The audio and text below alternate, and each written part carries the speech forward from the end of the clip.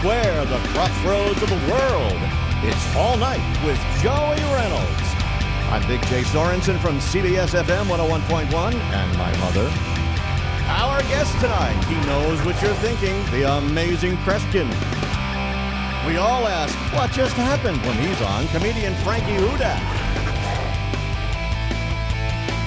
TV documentarian who's infiltrated the New Jersey Teachers Union, Bowdon. Musical guests, Theodore Mann and Joziah Longo. Education expert, George Albano. Musical guests, Heather Shields and Ellen's Stardusters. Plus, the versatile sound of the Uptown Band.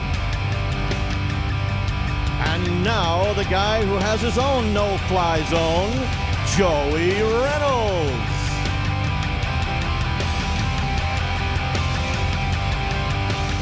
Don't be ridiculous. My fly is open. You know, my goal is to get Steve to laugh. Eventually. He never smiles at anything, this guy. Yeah. You know, he's like a one of those, the worst audience in the world. You know, you always find the guy that doesn't like you. In every crowd, you know, no matter what, if I could be working in an arena, but I'll find that one woman over there that thinks I suck. Well, then look at me. You know, and I'm looking at you, you smile all the time, but you give those there's Steve right there. Steve, you never smile at nothing, do you? You know, it's your birthday and you don't smile. Now he's going to smile. Of course, now he will. But you know, you can't get him to buy into anything because he's drawn the line. You know, when you have that talent side. Yeah. Or in my case, semi.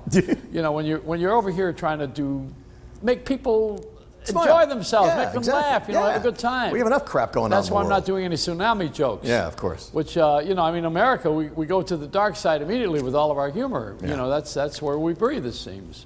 Now tonight, we got sound outside? Yep. Yes, we do. They can hear us. Gather a crowd listening to this? Yeah, they actually can hear us. Or is there a crowd of one? There's one guy is paying attention to this? Hi there. There's Hello. one. They're waiting. Now there's two. See what happens, they'll gather eventually. Now if I say something funny, I'll lose those two. Yeah, right. It's what? Just they're gone. They're gone. That's why they call them one-liners. See, he's even hiding. He's looking for Willard Scott. Really? Still around?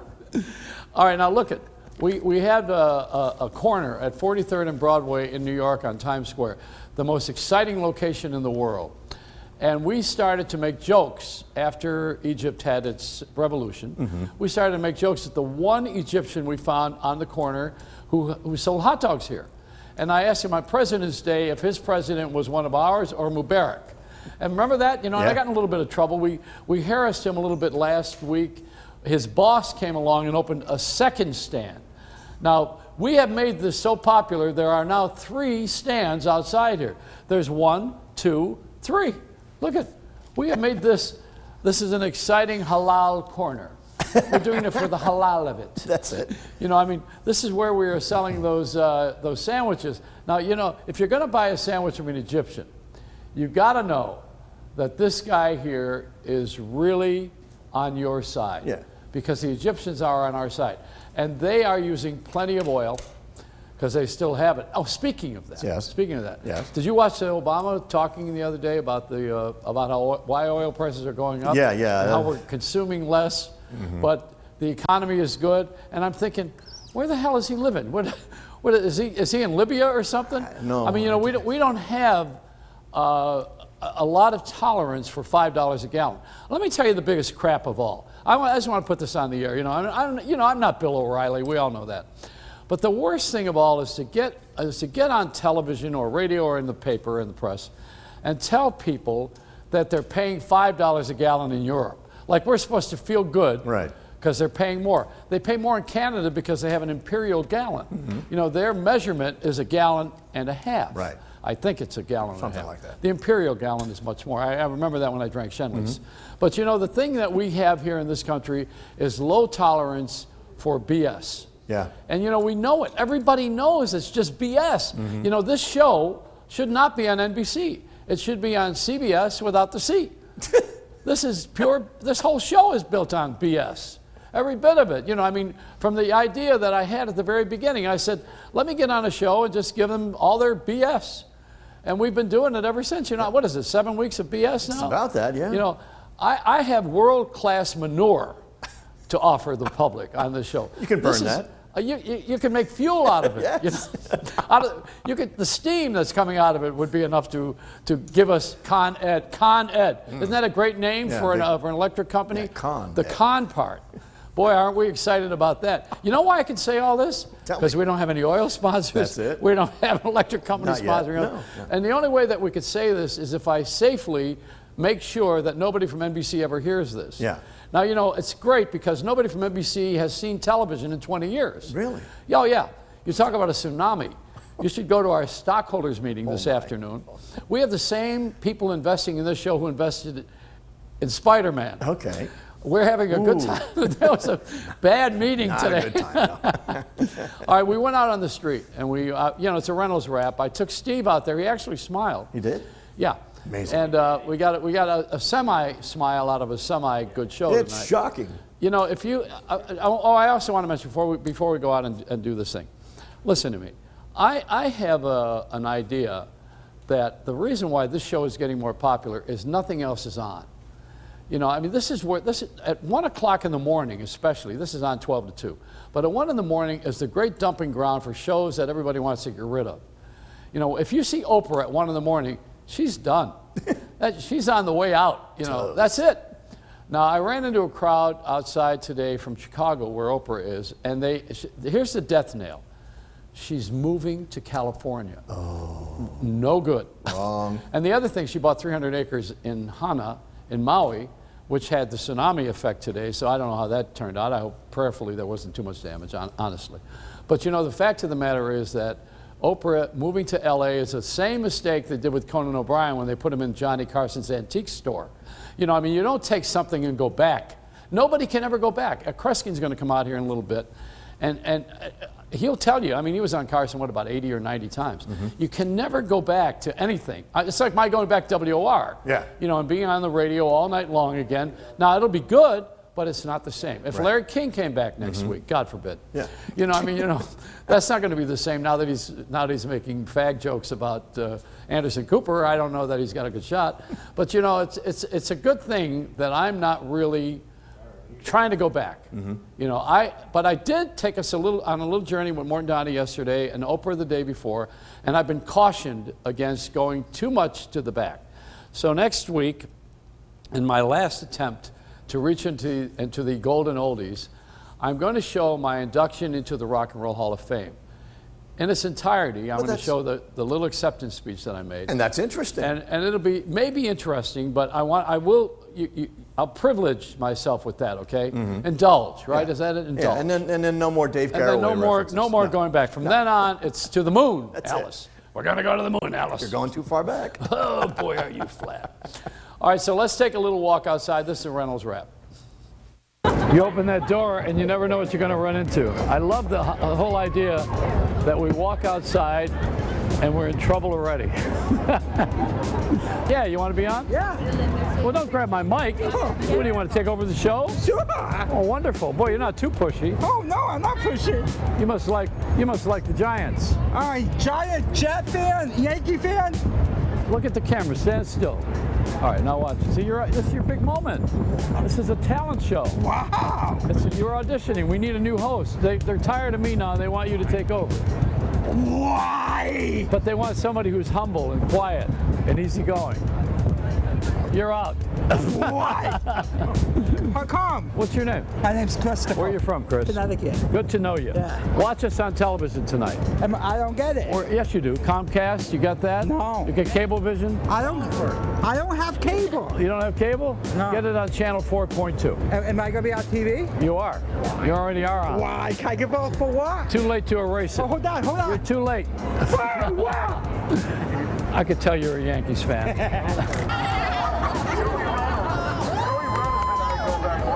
Joey is a funny guy. We're very personal friends, and this concludes our tour of the Joey Reynolds show. You all had your snacks, your lunches, and it was worth the $29.95, right, guys? Oh, look, it's Joey Reynolds! Let's give a raise of applause for Joey Reynolds! Wait a minute, you're taking over my crowd? No. Joey, they love you. This is your crowd. They stand by. I have the Joey Reynolds tour bus that I've been driving around, and these guys love you. This guy is a drug dealer. Hi guys, how are you? Come on and talk to me. You can't just stare, you gotta say something. Am I on TV? Yeah, see, when there's a camera, usually you're on TV.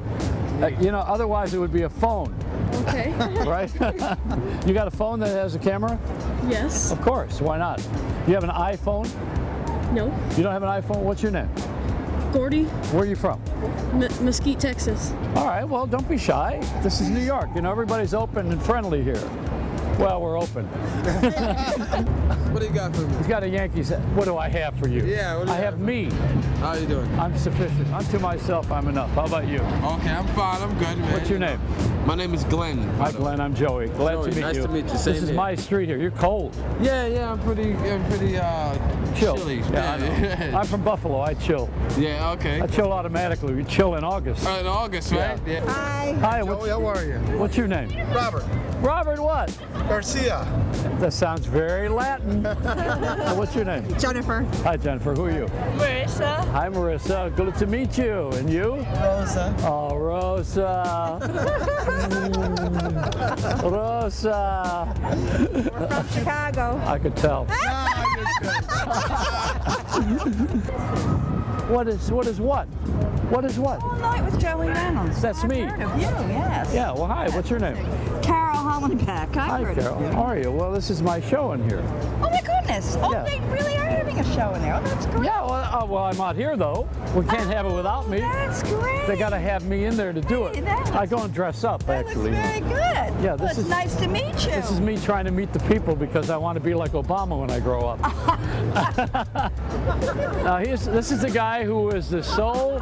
He is the spiritual advisor for Charlie Sheen. So this concludes our tour of the Joey Reynolds show. Let's thank Joey for stopping by. Remember, there's no refunds on this tour, okay? Come in, be on camera. Where are you from? Where am I from? Yeah. I'm from New Jersey. What's your name? Unfortunately, I'm from New Jersey. My name is Kelly. Hi, Kelly. I'm Joey. Good to meet you. Nice to meet This is you. my TV show that's on in here every night at midnight. What But is this thing? midnight till 2. But I want to come outside and meet the folks. What, are you doing some like insider trading for NASDAQ or something? No. It's a television show. It's a variety show. It's not a NASDAQ. Do I look financial to you? Come on, I'm not I dressed. don't know. You Hard. might have some insider trading secrets in your pants right there. There's our punchline. Could help a chomp. Nice meeting you. You're I great. mean, Spider-Man might have some insider trading. Spider-Man, can beautiful tell. woman, but she's from Jersey. One thing cancels out the other. Yes. How we supposed to be together when you never wanna be around me? Baby, you hurt me, so I leave. Never wanna see you. It hurts too much to breathe you. Baby, I tried and tried, I've tried, and what I say now's why you hurt me. Say you love me. You know, I have a show in here every night that's on the air, and they're thinking to carry it in Chicago. But I need 4 people of Latin persuasion to put it over the top. You're in. You're in. Here we are. We're going to Chicago. We're going to Chicago, baby. Joey's going to Chicago. We're going to be next to Oprah. Joey, I tell you, she's gone, Joe. Yeah, She's gone. you're She's in gonna- you Cali take now. her- I know. She's got a studio. It's open for you. But Joey's she has, studio. well, I got to tell you something she has that you don't know. 300 acres on Maui. That's gone. That's gone. It's called Tsunami. Let's hear it again for Joey Reynolds! You know, if I'm ever going to be a star, that guy's going to do the warm-up. Hey, come on, we got the TV show in there. Oh, really? Yeah, every night. We're on midnight till 2. Where are you all from? Where? Ireland? Yeah. Well, happy St. Patrick's Day, almost. You know why he's going to make it? think so. Because of I the believe scarf. so. That's it. Because of the scarf. It's That the guy's scarf. got the scarf. Who's he? Scarf. Now let's come on over here. Let's see this guy. Wait, you have the scarf. Yeah, what do you Let me want? see. I'm Joey. How are you? I'm Devano. How are you? It's nice to meet you. You have the scarf. He's got a scarf. The other guy. Now I don't have that look. I gotta go. Yeah, you're missing out. I got missing out. That's the look now. We have to get you a scarf. Where are you from? I'm from original Jamaica. Where? Montego or Well, I'm Kingston? born in St. Mary, but I live in all over. Kingston was a place, and I could tell. I knew it was a Bob Marley. Bob Marley of the chin. You see it, right? Yeah, the Rastafarian chin. Spider-Man. Hey, boss, how you doing, boss? Good to see you again. Seeing you, brother. This is my buddy. Why am I on a camera? Because we love you. Because Oh, you're beautiful. God. So watch. What cable television do you get? What cable television? Yeah. Which one do you get? Comcast? Do you get Cablevision? I think I get Cablevision actually. Okay, we're on there at 109. All right. 109. Yeah. So watch I it have to tonight write that midnight, down. and Oh, you'll see God. yourself. Unless I hack you. Unless you hack. No, you're not gonna hack me. But it's nice meeting me. Isn't it? The lady in pink. Wonderful. Lady in pink. Beautiful lady. Tonight. Come on, Daniel. Why is this bright light shining in my face? Oh my God. It's time to go in. We've had quite enough. We've been feeding on Frankie Hudak. What did I do wrong? Did everything right. Let's go to work. I don't know how we get away with that every I don't night. either. It doesn't go anywhere. No. But That's neither what's- did Seinfeld. It didn't go anywhere. And neither does Larry David. Well, Larry David doesn't go anywhere. that's He the whole goes- idea. Yeah. He just acts like a jerk all the time, and Yeah. that's the way it is. Well, you know? that woman had no clue what cable she had. Oh no! She's a hack. She's an expert for hacking. You know what that is? Oh. There's an organization called Anonymous, and what Yes. they do is they poison people's lives Yes. when they don't like what they're doing. So she was one of them. No. She's the Antichrist of that. Oh. What she does is she works for companies corporately. To undo the hack. Yeah. Wow. There's, I mean, this is all a computer generation. It We is. have different kinds of jobs than you ever had. Yeah. You know, I mean, we didn't do things like that when we were kids. I'm starting to. Well, forget about it. Just go on to something else. Okay. Play oldies. Fine. You know who's coming out here? Ellen's Stardust Diner is where the Iridium is in the basement. Yeah. They are our friends. And Yes, they are. supply a lot of entertainment. The Jazz Club. And they're very good. Upstairs is Ellen's Stardust Diner where they have the oldies, speaking of that. And they sing all those great songs. We're going to bring them out? Kreskin's coming out first. That's what I thought. All right, so we'll have Kreskin come out here first because, He's amazing. See, I was reading your mind. I knew you were thinking of Ellen Stardust. You want to see the girls. But Kreskin was shaking Ted Mann's hand backstage, and now we have a workman's comp case. Yes, he almost broke his arm. All right, so here's the amazing Kreskin. No. After we take a break, Yes. he's not here. That doesn't matter. What do you got a format all of a sudden? If you got to figure it out, you must be in radio. Radio hired consultants, isn't that right, Jay? Yeah, they did. And what do? They figured out what everybody likes. Yeah, the same 200 songs. Well, they put them in rotation and they figure out how the public wants to hear them, Right, what they want to right, hear, right. what time Yeah. something should go on. How do they figure all this out? I don't know. Who are these brain surgeons? I The don't guys know. who couldn't get jobs as jocks? That's a loaded one. Yeah, I know. They say a consultant is a guy who tells you what time it is with your watch. That's right. Right? Yeah. So a guy comes in like Walt Sabo, for instance. Well, right? he's a good guy, but he's a good guy. He's a friend. Yeah. But still what he does. I Yeah. mean, let's not. I'm talking about how ignoble the profession is, not the man. Yeah.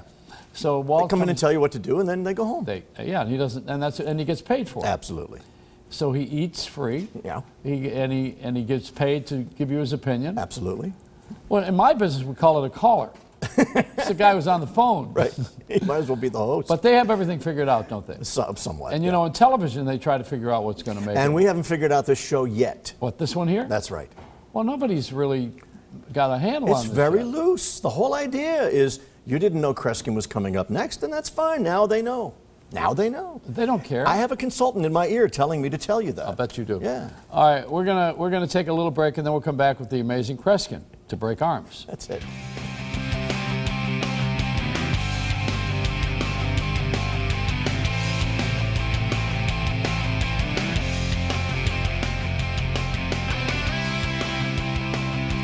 Hi, I'm Heather Shields, one of the Stardusters, ready to send a special song out to you, Joey Reynolds.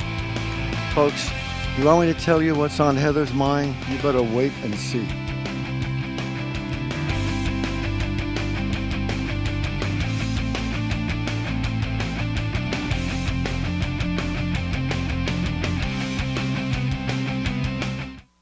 When New York celebrities have something to say, they head for the stoop. This is my stoop. I gotta come to the stoop. Talk Stoop. I feel like we're so close that we could kiss. This is a whole other kind of stoop. It's where Kat Greenleaf gets people talking. What? Really? Yep. That's amazing. Yes. Listen, Naked. Do you mind if I call you Naked? Tell me something good. The best of New York on a stoop in Brooklyn. The celebrity butts that have graced the stoop. Talk Stoop, weeknights at 8 on New York Nonstop. Sponsored by Cozy. Life should be delicious. I'm an anchor and a pilot. I am passionate about chocolate. I am a ballerina. I'm the daughter of a jazz musician. I am a 4-time New York Golden Glove champion. I'm my grandpa. Yeah, I'm a grandma. I'm interested in the story behind the story. I'm making this look natural. I am glamorous. I'm an anchor and a blues girl. I am all about my craft. I am New York. I am New York. I'm a New Yorker. I am New York. I am New York.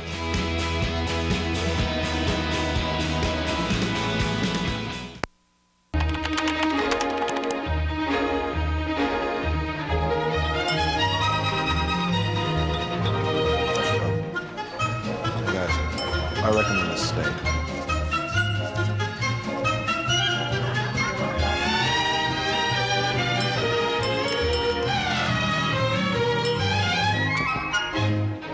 This place is fantastic. I recommend this place.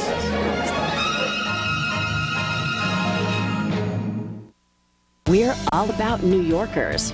LX New York. It's the story of the moment.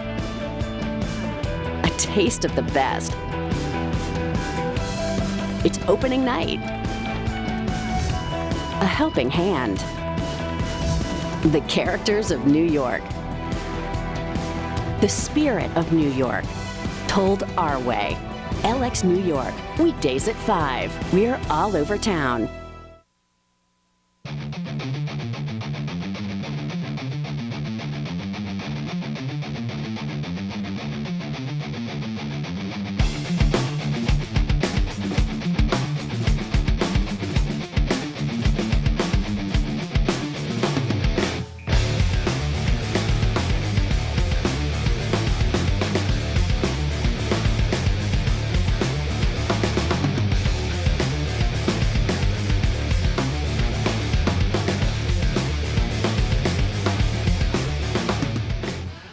Heather Shields is here. She's from Ellen Stardust. Heather, Kreskin laid a hand on you, and you know you're eligible now for some sort of a payment. Absolutely. I don't know if you saw the movie he was in. Tom Hanks produced a film about the Amazing Kreskin, which starred his son as well as John Malkovich, and the picture was called The Great Buck Henry. Buck Henry, that's what it was called.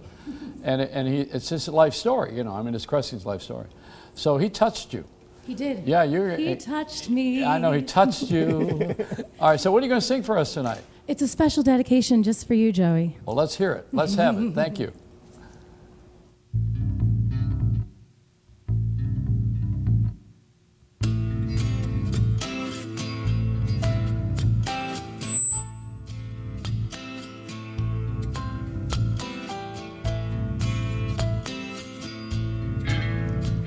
You walked into the party like you were walking onto a yacht. Your hat strategically placed below one eye. Your scarf, it was apricot. You had one eye in the mirror and you watched yourself gavotte. And all the girls think that they'd be a partner, they'd be a partner, and you're so vain. You'd probably think the song is about you, you're so vain. I bet you think this song is about you, don't you, don't you? Well, you had me several years ago when I was still quite naive, and you said that we made such a pretty, pretty pair that you would never leave. But you gave away the things you love, and one of them was me. I had some dreams, they were clouds in my coffee, clouds in my coffee, and You're so vain. You probably think this song is about you. You're so vain. I bet you think this song is about you. Don't you, don't you, don't you?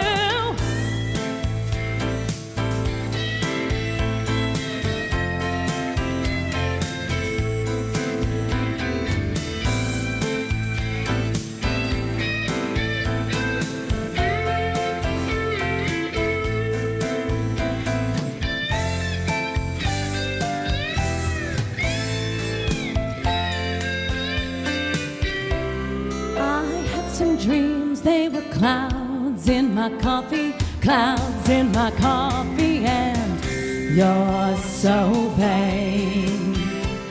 You probably think this song is about you. You're so vain. I bet you think this song is about you. Don't you, don't you? Well, I hear you went up to Saratoga and your horse naturally won. Then you flew your Learjet up to Nova Scotia to see the total eclipse of the sun. Well, you're where you should be all the time, and when you're not, you're with some underworld spy or the wife of a close friend, wife of a close friend, and you're so vain. You probably think this song is about you. You're so vain.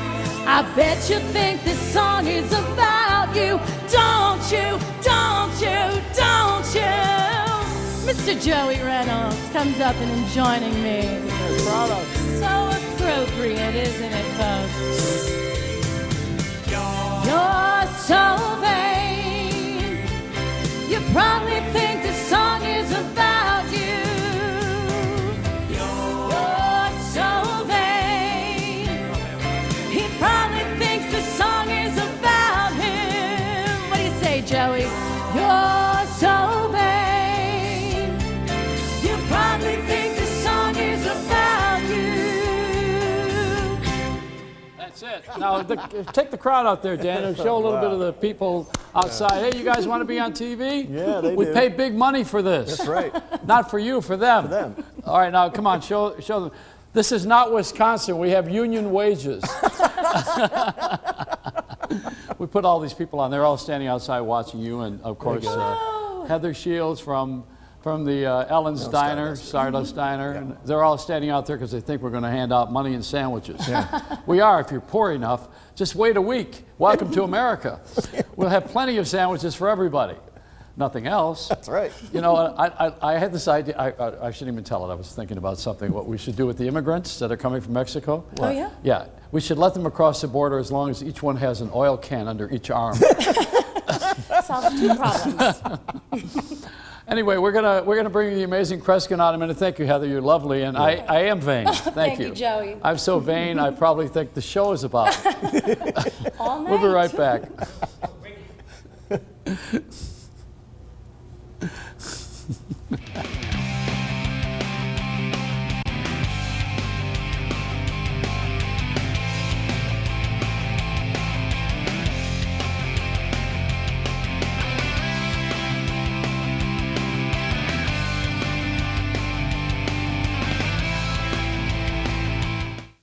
I'm Elizabeth Hasselbeck.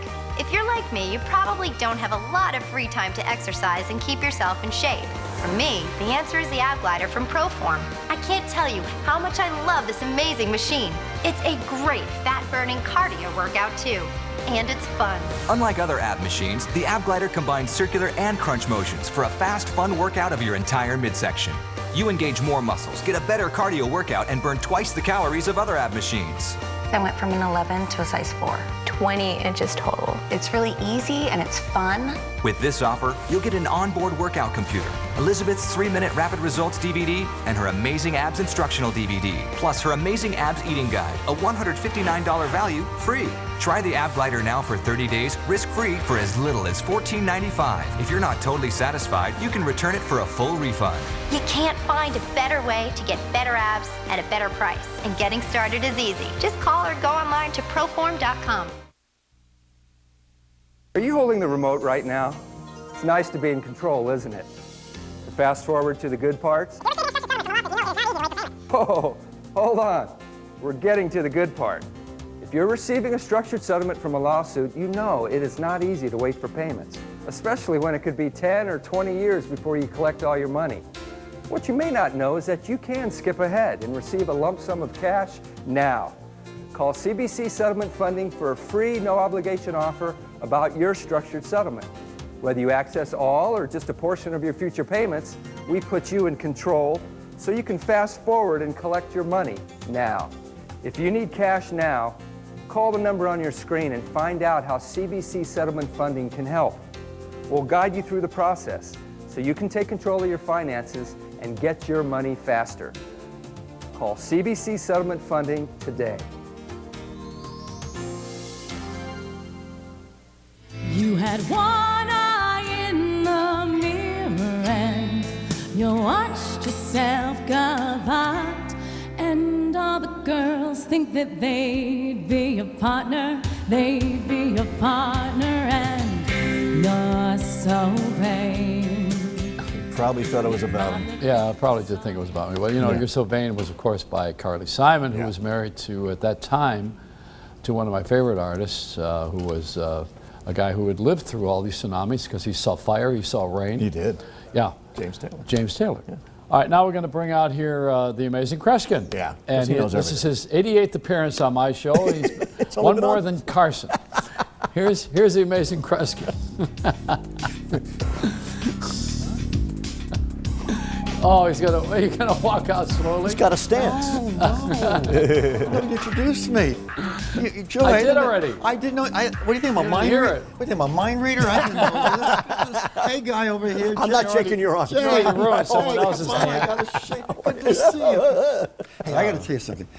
The girl's name was Heather. Heather Shields. She's more than a singer. She's a showman because her expressions. If the sound were turned off, she's got a real quality about, a real professional quality about her. She's a real classic type nightclub singer that can communicate not just what the words are in the song, but her movement. I just love that. Yeah. Joey, Is this your way of hitting on someone when you're a mentalist?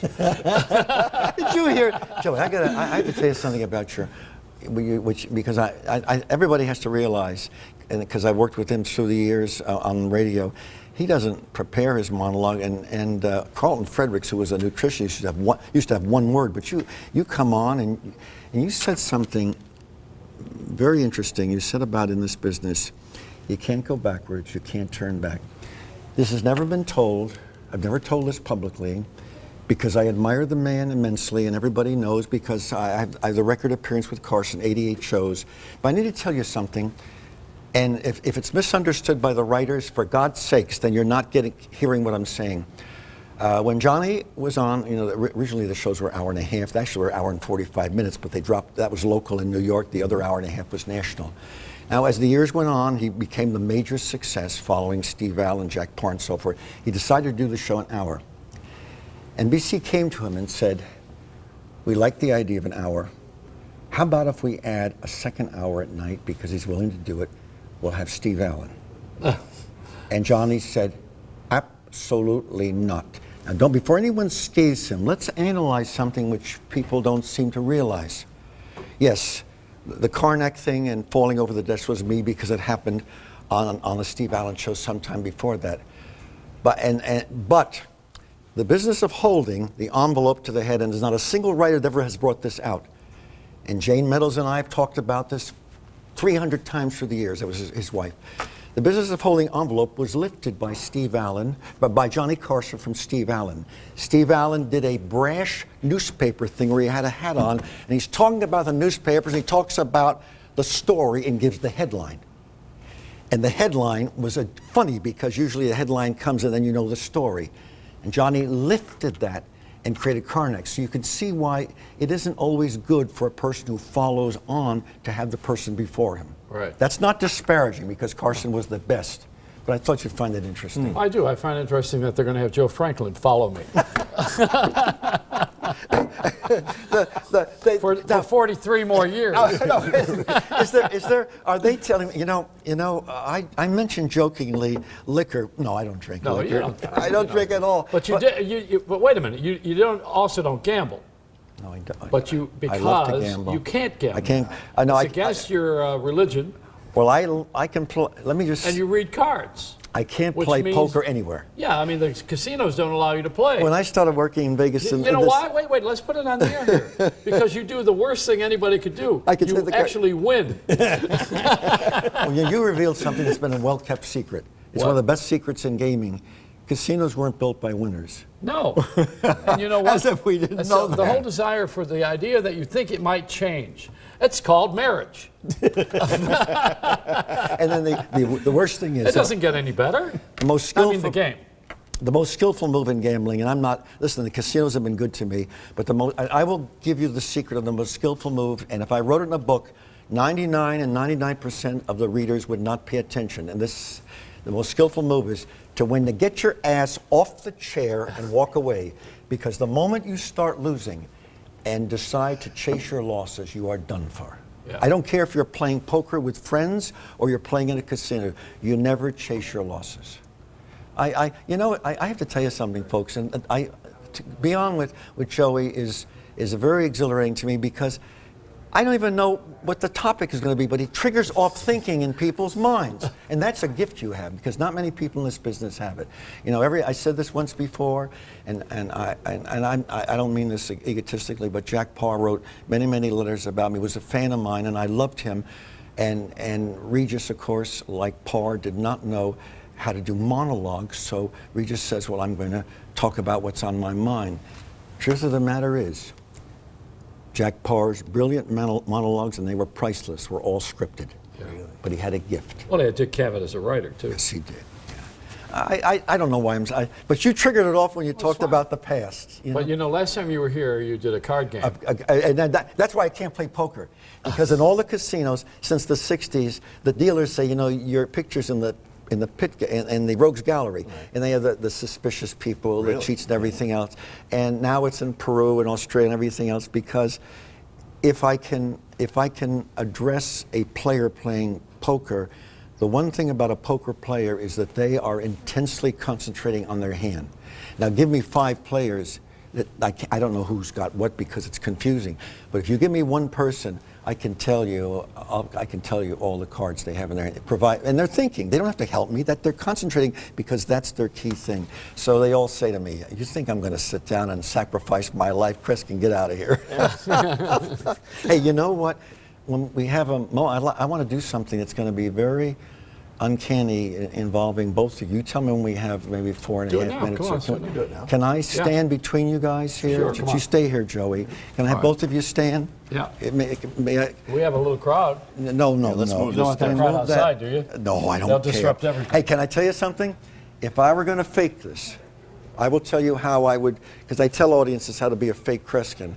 I would have someone outside with binoculars, watching and seeing what's going to happen from behind, right? And then radioing the information to me. If you were going to be a fake Kreskin. Well, a few years ago, one of the biggest casinos in Vegas were having a table that was constantly winning, and it was going on for weeks. I got some of the equipment.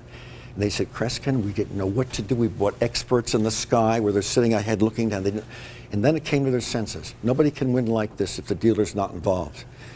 They finally found out there was a truck outside the building for 2 weeks. And every time they were playing, the dealer was signaling key cards. The radio people out there were picking them up and radioing to the players on this side. They spent thousands of dollars to win millions of dollars. So I don't have anybody out there. Listen, here's what we did, and this is real. Wait, he's going to explain how crazy this is, because maybe 15 years ago I did it with Regis. He kind of flipped out. I gave you a deck of cards. Yes, you did. And this is not a card trick, because I never touched the cards once you hand. But I wanted him. I turned my back and walked away Tell them what you. I want you to make sure the cards were mixed. Were they mixed? Tell them what you did. Well, not only were they mixed, they fell on the floor. He brought the whole deck on the floor. and I had say, to play 52 and I'm pickup. out of the. I come back in the room and say, is everything all right? And all the cards. So anybody wonders if these cards, and it's in your pocket right now. Yeah, they are. But what I had. When did you do this? Earlier. Because you didn't tell me anything. No. Not supposed to. No. And by the way, you and I could not see what you're doing. You reversed the card in the deck, but you don't even know the card. I have no idea because I did it behind my back, and you had your back. And I was at the other. And by the way, you never gave the deck to anyone else. Oh no, it stayed in my pocket the whole time. Joey, you're not going to forget this. I want you to move the chair back. Okay. I'm going to do the same thing with you as I did with him. And can I get a close-up that this is not some magician's deck? You took the Joker card out, by the way. But you took it out of your deck, too, I took didn't it you? out of mine, yes. So, honestly, you never looked at your cards? Never, no. Absolutely not. Joey, I'm going to tell you, you're going to do exactly what he did, and if we can get a close-up, I don't want to see the cards anymore. The cards are mixed. Take the deck in your hand, Joey. Take it in your hand. Now, what you're going to do is you're going to hold the deck like this and just cut some cards. You're going to cut cards like this. Just take them in your hand. I'll never touch the deck again. Cut some cards. Cut it again. I'll do it myself. Now, Joe, you want to take the deck out? Yeah, sure. Take Here it is. Hold. And by the way, take the elastic band off. All right. You put a mark on it to verify no one touched it. Nobody touched this, absolutely. Now, Joey, turn the deck face up. Turn it face up. And all of you watching this, when you reconstruct what happens, understand that he's done the same thing, and I've never touched the cards since, and I will never touch Joey's cards. This is an experiment in synchronicity. The odds of this taking place are 52 times 52. Cut the deck face up, Joey. Cut it face up. Why don't you do one more time just to cut it? Now, Joey, I want you to hold the deck behind you. Hold the deck behind you. With the deck behind you and we're turning away, we will turn away. All right. And there's no midget under the table. No. Joey, behind your back, give the deck one more cut, but keep the cards behind you. Keep it behind you. The camera should not show. Keep the deck behind you, Joey. You still got it behind you? Yeah. Joey, do you want to cut it again? Keep it behind, or are you satisfied with what you did? No, I'll cut it again. And keep the deck behind you. Don't bring it forward. Okay. You got the deck behind you? Yeah, I got it. Joey, take the top card. You got it behind your back. Turn it face down and insert it somewhere in the deck. You're not going to see it. You just insert it into the deck. Face down. Have you put it in the deck? Have you put it in? Yep. Bring the deck forward. Bring the deck forward. Now, Joey, you keep don't thumb through. You have no idea. You have no idea on the face of the earth what the card is that you turned. Am I correct? Correct. Would you bring your deck over here? Sure. We don't know what card he chose. It would be asinine to even expect it's the same card that Joey had in mind. But let's do this slowly, and I hope we can get a camera close up here. Joey, stop me. I don't want to miss any cards here. And you did do one card. You did one card in the deck. Yes. Okay. Yep. Was there any other card? No. No, that's it. Hold your hand palm up. All right. Hold your hand palm up. All right. Right here. Let me just. And don't look at the card. I won't. And by the way, Joey, I just want to make something clear. You only reversed one card. Just one. There's no other heat reverses. Right. Okay. You want me to do the same? No, Joey, what I want you to do is to thumb through the deck, hold it, tilt the deck forward so that people can see the camera, thumb through the deck to your card. Let's see what the card is you decided on. You put it face down in the deck. You reversed it in the deck. Turned it over so we'll see which card it is. You turned over one card in the deck. I told you to, behind your back, turn a card face down and put it in the deck. What's the card you chose? He's looking. Didn't I do that? No, you didn't do it. You're kidding. All right, sorry. After all that, I didn't do that? Next time I come back, Wait a minute, wait. Are you sure I didn't do that? I don't know, Joey. I never touched the cards. I don't know. Next time I come back, we'll do this. Next time. That's all right. Listen, we did it legit. I'm embarrassed. No, that's okay.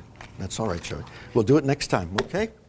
I can't believe I ruined this thing. No, I willed you to stop at literally the card that I believed you had in mind, and I said, turn it over and put it in the middle of the deck. That's okay. That's all right, Joe. Wow. We'll do it another time. Wow. Okay, fine. That's why they don't use me in No. That's a cliffhanger. That's okay. Hey, listen, to be continued. To be continued. Okay. We that's can't all do right. it again, huh? No. Once No, it happened, this because is I not did it this without is not you a seeing trick. it. Right. I literally willed you to stop at the card. Now, I don't even, with the card I got in mind, did you ever look at the card? No, you I never chose? did. We didn't I know. never did. That was the beauty of this. But anyway, you know, Joe, it makes for a dramatic moment in show business. Dramatic moment in show business. And there's really no way to follow something like that. Has that ever happened to you in a club? No? No, this is the first time, of course, it happens with Joey, of course. That's all right, Joe. Has it ever happened on television before? No. Nobody's ever happened screwed again. this Well, up. no, Joey. But all you had to do was turn over the card. But you know what? Maybe you misunderstand and just. I think you were very honest with you. You didn't really turn over a card. You didn't. No, I didn't. You know what? What? Go ahead, because I don't want to leave tomorrow. You're going to call me. And No, you're I'm gonna, not going to call you. You're going to probably read my. No. Obituary. That's it. you read my mind. You read my mind. I'll tell you what. What? Come on, you do this all the time. So No. One of the most in my nightclub performance in Vegas, every night, and finally. The fellow who did Lifestyle of the Rich and Famous, Robin Leach, came up and I said, all right, let me do what I did with Carson. Carson never allowed a surprise on the air. He never allowed a surprise. He said, I do not ever want anyone to surprise me. You tell me what's going to happen, I will react. And he made it work. So one day I flew into Vegas and Peter LaSalle, who now works for Letterman, says, Kreskin, I got to come over, I got to tell you something. I said, is everything all right? He says, you know, we told Johnny, since you're going to be his subject, what you're going to try to do with him. And I said, yes. He said, we got to tell you, we're all sitting here. Johnny looked at us and said, no way. No way. We cannot find it. This is one of the handful of priceless moments in my entire life in television. If I could, I'm going to do this with you now. Making up for the disaster. Joey? Thank you. No, I'm not. Joey? Oh, yeah, I feel bad about it. I'm going to do this exactly what I did with Carson. Take the deck in your hand. Yeah. This is not what I did before. Take the deck in your hand. Cut the cards. Cut them. Just lift the cards off the top. Just cut the cards. Cut the cards. Put them on the bottom. Now step back a little over here, Joey, so you're behind. Give the deck one more cut, but keep it face down. Keep it face down. Have you done so? Not yet. That's I all did right. now. Hold the deck behind you. Now, Joey, there's no cameras to the side. With the deck behind you, take whatever card is on top and put it in your right or your left pocket, but don't look at it, don't show it to anybody. Either in your right or left pocket. Do not look at it, show it to nobody. Have you done so? Okay. You didn't see it. I did not see it. Now keep the deck behind you. Right. Now, Joey, with the deck behind you, take whatever card is on top and put it in the pocket on the other side, opposite the pocket the first card's in. But in other words, if you got it, put it on the pocket on the other side. Don't look at it, though. Did you put it up? We'll take. Yeah. Tell me when you're ready, because I'm ready. I will take the rest of the deck. Here's what I'm going to do. I'm not screwing this one up, am I? No, these cards were shuffled too. All right. I'm going to name two cards. I don't even know what I'm going to name. And Joey, after I name the cards, I'm going to turn to you and I'm going to say, Joey, you tell me in which pockets they're in. The pockets you tell me they're in are going to be the pockets they're in. They're going to be in those pockets. Then, Joey, I'm going to turn to you, and I remember vividly with Carson, I'm going to say, do you want to change your mind? If you change your mind, you're still going to be correct. Now, what I just said sounds absolutely insane, because Johnny Carson changed his mind 3 times. Now, give me a moment. I don't know what cards I'm going to call. Give me a moment. These 2 cards. The 3 of clubs and the 6 of hearts. Of those 2 cards I've named, Joey, the 6 of hearts, 3 of clubs, which do you pick for your left pocket, which for your right, but you change your mind as much as you want before you tell us. Don't reach in. No, don't touch. Which for which pocket? What are the 2 cards again? 3 of clubs, 6 of hearts. Okay. Which for which pocket? You want me to tell you? Yeah, tell everybody. So 3 of clubs on the left pocket. Left pocket.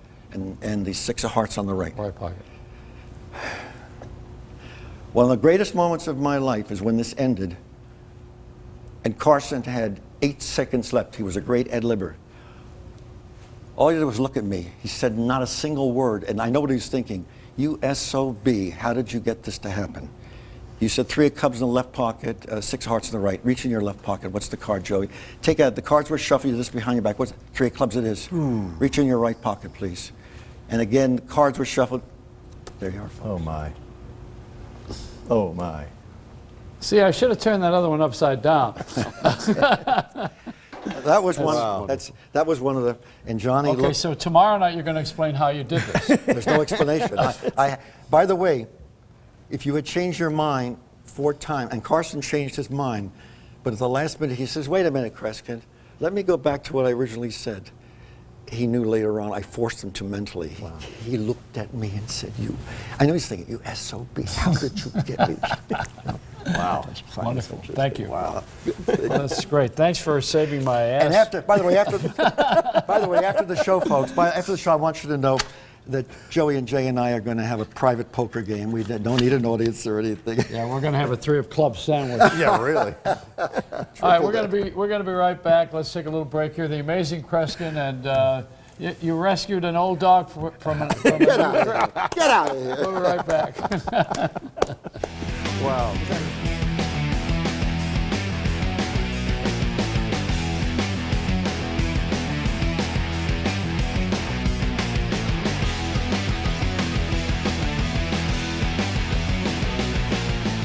Yes, dear. I'm gonna be home soon.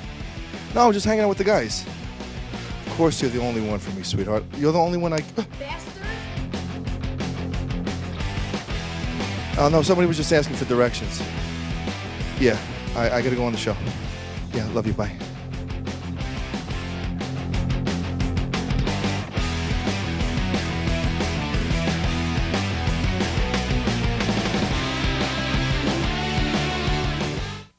Hi, I'm Howard Dvorkin, the founder of Consolidated Credit. For almost 2 decades, Consolidated Credit has helped millions of Americans just like you. We've helped nurses and doctors. We've helped police officers and firefighters. We've helped homemakers and home builders. We've helped over 5 million people suffering from credit card debt. And now we want to help you. Consolidated Credit is the one company you can trust. Our exclusive Freedom Quest program can help you find options and solutions to your financial challenges. We can reduce your monthly payments by up to 50%, consolidate your bills into one easy payment, save you thousands in interest and fees, and help you get out of debt fast. When credit card debt is the problem, we're the solution. We've helped over 5 million people. Let us help you. You're one call away from financial freedom. Call Consolidated Credit now. 1-800-440-2181. 1-800-440-2181.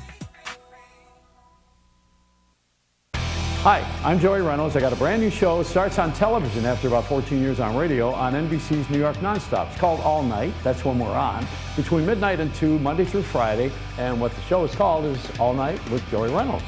We're actually doing the show from the NASDAQ market site, which is at 43rd and Broadway in Times Square. This is a show worth staying up for all night with Joey Reynolds on NBC's New York Nonstop.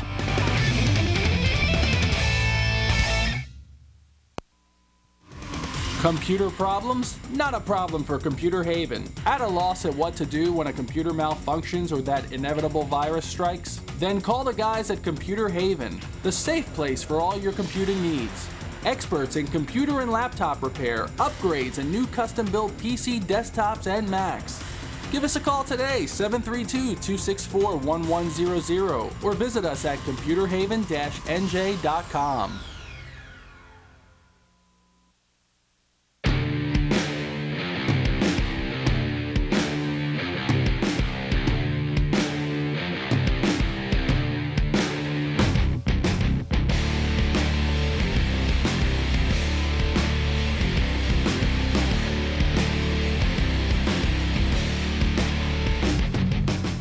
Something about having Kreskin in leather. You know what? You know what I see on the road? I'd like to see Dame Edna go on the road with. Jesus. Wait a minute. Dame Edna on the road with Gaddafi Duck. You know, with Gaddafi. Hey, by the way, why are we all against him? What are we against him well, for? he blew up a plane. A plane. Joey, you know what people are going to criticize me about? What? They say, what the heck? Have you lost your abilities? How come you didn't foresee this was going to happen with Joey? All right, now my daughter is here. I want to say hello to Mercedes. Pretty gal. Thank Pretty, you. very Tell her, attractive. don't tell me. No, I said it to her before the show. Yeah, she's right here tonight, and I. Did you I see wanted the to put earrings on her? Yeah, I see those earrings. She's young. She can get away with it. Your makeup gal too. She's got. Yeah, he tried to get away with it, and he couldn't. We have a lady that makes me look hours younger. It's a makeup girl. She's wonderful. We're gonna bring out Frankie Hudak. Frankie, come on out here. Say hello to Jay the Jock, and also the Amazing Kreskin, and my daughter Mercedes. And what do you got? A toothache? I saw him outside with a camera. Turn around and go back. Just a little misunderstanding. You know how it happens with the little misses and everybody. Boy, how are you? How'd you have a misunderstanding? Well, you know. Hi. Hello. Hello. Stay away from my daughter. To see you. All right. Stay away from Joziah will now perform a feat of magic that you've never seen before in your life. The Amazing Kreskin will now be amazed. While you are both all doing your magic trick, ladies and gentlemen, please pay attention. Don't call it a trick. No, it's not a trick. It's a feat of magician sorcery. Test. It's a test of the emergency broadcast system. Give me a break here. Wait a minute, So folks, sensitive. wait, folks, wait, just a moment, folks. I have to. Go ahead, you go ahead. It's Lent. It is. I got the ashes. I here. exchanged each of your wallets. You are presently holding Joey's wallet. You're holding Kreskin's wallet. And Jay has no wallet. He left it in Jersey. Jay, Where's my wallet? you know, Jay has a short arm when it comes to picking up a check. Oh, he does? Yeah. Oh, nice. Oh, don't say that about Jay. Can't get near his wallet. It's tough when he's got to come from Jersey. Man. Wait a minute. It's a great state. Yes, it is. Oh, no, it's beautiful. I love the smell. I'm very proud. I'm kidding. But I think it's my niece out there. Where? On the, behind the glass. Look at You got to take a little picture. That's a relative. I could tell by the nose. How you doing? What you doing? Put the camera down a little lower. She has fat thighs. It's in my family. Stop. Well, she's definitely in your family. Look at the crowd. Definitely in the family. Look at the crowd out there. Well, so what? What do you? What are you surprised. You're a star. You should know this. Why wouldn't they be out there? But that's Yeah, neat. you know, That's I mean, a lot about about Kreskin Joey. here? Yeah. And you know, my daughter here, who aspires to be a star, she's decided that she is going to take over this show starting next week. Oh, good choice. Except All right, he wasn't Mercedes. Did I supposed hear to you know say about good that choice? Yeah, He wasn't supposed to what know were you about saying that. now? How did? Who told you? You were How did you find out my diabolical plan? Yeah, it's a plot. My plot. Yeah. But Daddy it knows would be You nice to told make me this a him. family business, wouldn't it? Kreskin. Now, no one's ever done that. No talk show host has ever made it a family business. Steve Allen, Jack Parr, Johnny Carson, they never handed it over to their kid. No, they didn't. And I want to be the first one to Well, hand it wait. over. Johnny Carson had his son, son Rick. as a producer Yeah. for a while, and then they conflicted, and they both agreed it's better he go his own way. It doesn't work. It doesn't work as well. It doesn't. You can't. It's not the same genes, right? Well, also it just doesn't work. Let's not say anything. You just got the evil eye, Joey. Joey has the evil eye. I mean, you realize, and I'm Polish Italian. You know, my Moluccas, my family used to. Some of the family thought I had the evil eye when I was a kid. Really? Yeah, and I The wish- Maloika, they call it. Yeah, Maloika. Yeah. Joey knows more about it than I do. See? The way Yeah. he pronounces it. Yeah. Well, because I've been to Italy and I've spent a little time practicing. He was great at kid parties, right? When he came in, oh, Jesus Christ, look at them Kreskin, and this all and me, and then he's got the malak. Don't be sacrilegious. Sorry. No, he's not This sacrilegious. month. Come back during another month when, All right. Okay. when it cools off. If I had known that, the other night when I got ashes, I would have said a prayer for you. Oh. Well, you know what I did? I asked the bishop to come over because I want Bishop Dolan. We got a good bishop. We got a very cool He's a bishop. good man. He's a good man. And I like him. I did the midnight mass. You know, I screwed up You at did? midnight mass. Of course. No, you didn't. You Yeah. did it twice at least. Well, I did it the first time, and I ad-libbed the nativity. Which, Now wait. You know, wait, I did stop. ad-lib. Well, see, Wait, when- stop. Because there are a few Catholics listening in. You think? Did I hear you say you ad-libbed the nativity? Well, wait, Joe. How in God's name, forgive me, Lord, It was how God's in name. God's name do you ad-lib the nativity? Well, when I was a kid, I was 12 years old, and I was in school, and we did the nativity, and I wanted the starring role, you know, and they weren't going to make me Jesus. No, that And- would not. and they the didn't fit- wanna Joe, make it me would Joseph. not have been a good fit. And Mary would have been a little questionable. But you know, I was there, and they made me the innkeeper. Really? I was the innkeeper in the nativity pageant at Catholic school. No wonder you're so domesticated. So I wanted people to notice me and to have a better part. Yeah. And so when they got to me, Joseph said, "Is there any room at the inn?" And I said, no, but why don't you just sit here and have a few drinks while you're waiting? Oh my God! That wasn't what they had in mind. No, I don't think so. You know what I'm doing? You know what I'm doing tomorrow night? I'm going to confession. I got to go and say penance after this remark. You said there's no room. And that began the career of Joey Reynolds. Oh my gosh! You know what? I love that Bishop Sheen. He would have laughed. Oh, he was great. You know, they sent him to Rochester. He got too famous. They gave him a smaller parish. He was more popular than Milton Berle in those days. That was a famous bishop here in New York. Who got jealous. Who got extremely jealous. Yeah.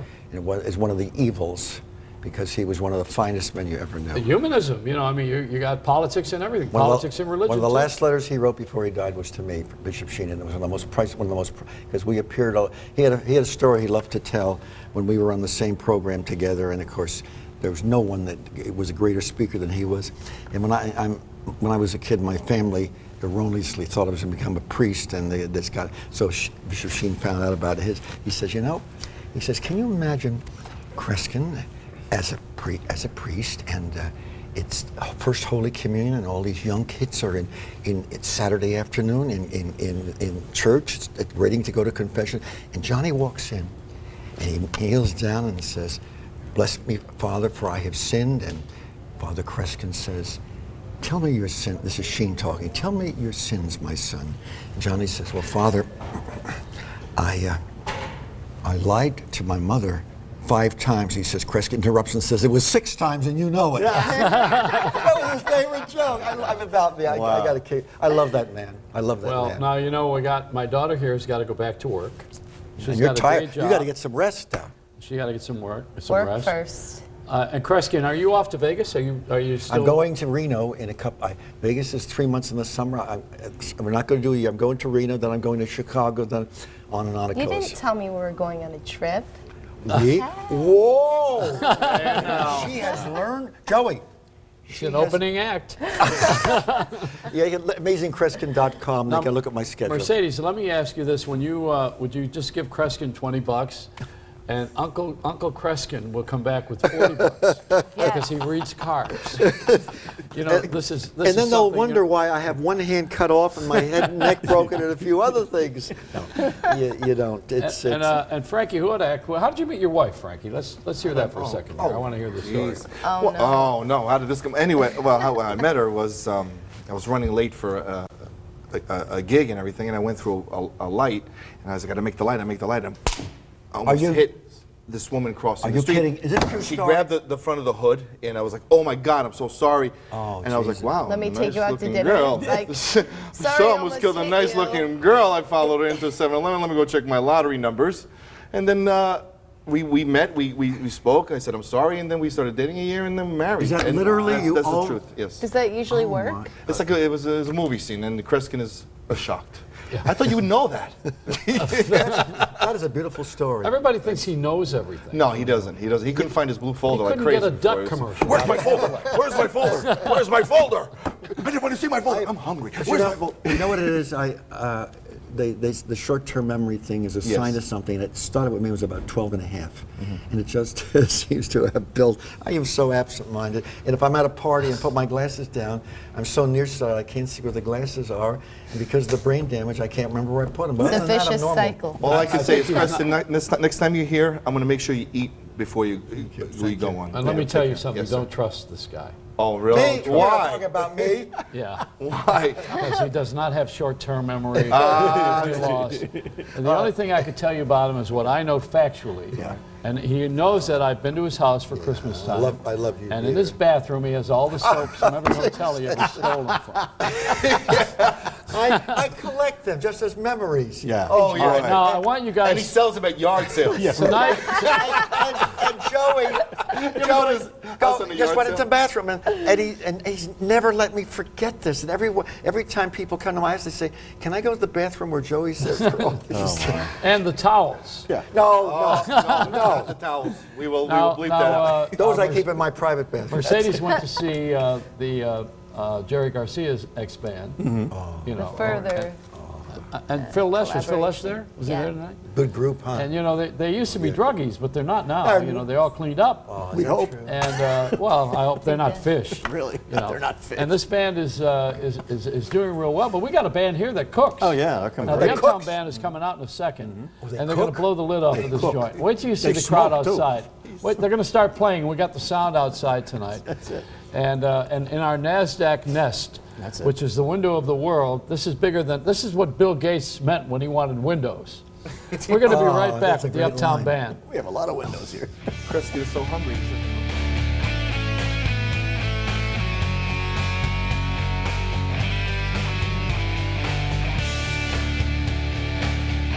Hey New York, we are the Uptown Band featuring myself, Eric Koala, and this is Jennifer Kinder. Say hello, boys. And girl, we're going to be playing two songs tonight off our debut CD, Waiting for Her. And the first one's going to be called Way Too Good for You, and this is a modern version of I Will Survive. Isn't that right, boys? And girl? All right, say hi, say hi, say hi. Hello, hello. We'll be right back.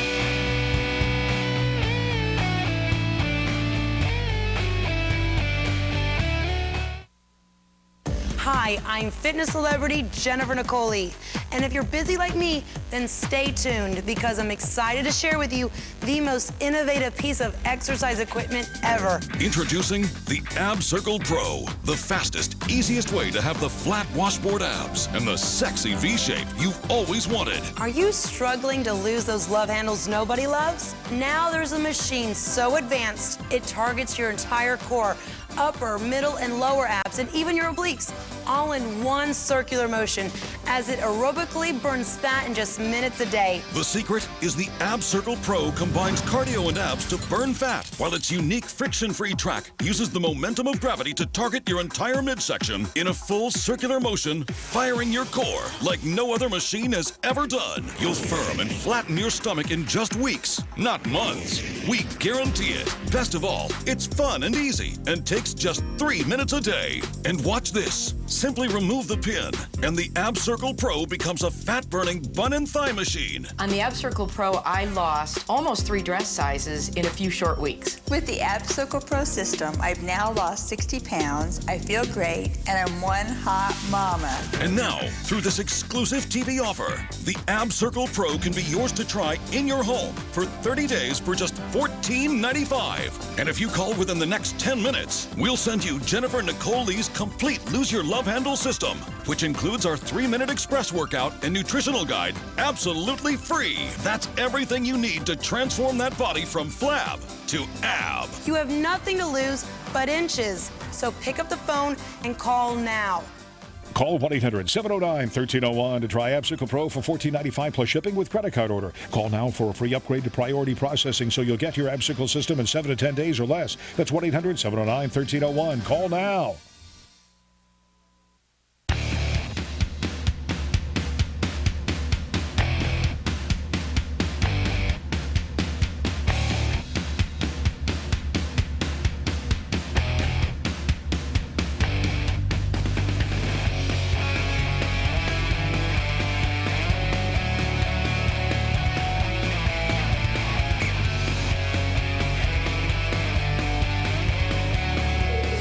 You're going to have this discussion while we're on stage? You're talking to the sound man. He's already on the second song. You haven't played the first one yet. What am I doing holding this whole... Ouch. What do we want Thanks, to play? Joey. That was very nice. I appreciate it. It's called feedback. Yeah. Oh, you're the horn man. I forgot. So this is the Uptown Band. Yes, sir. Now what happens here is you guys are married, right? We are. And you've been married for how long? Don't ask me. 8 months, I think. You know what, Joey? Actually, it's 9 months today. We got married on June 11th. You're way too good for him. Yeah. But she didn't know, too. That's going to cue up the next song, I bet. What's it called? Way Too Good for You? Yeah. Is that what you're going to sing now? Yep. I didn't write about him, though. Kreskin and I were talking. Don't get we me in bumped the heads in the hall. Well, I'm hoping that this song is dedicated to every guy that she knew before me, though. What do you think? Well, we should dedicate it to everybody who escaped from Reading, Pennsylvania. We did too, yeah. I know you got out. You're lucky. You got over the line. Yeah, we made it. The Uptown Band. You guys are great. Please, now watch this crowd build outside as you play. This is the Uptown Band, everybody. Watch this. Here we go. Baby, I'm too good and that's too bad.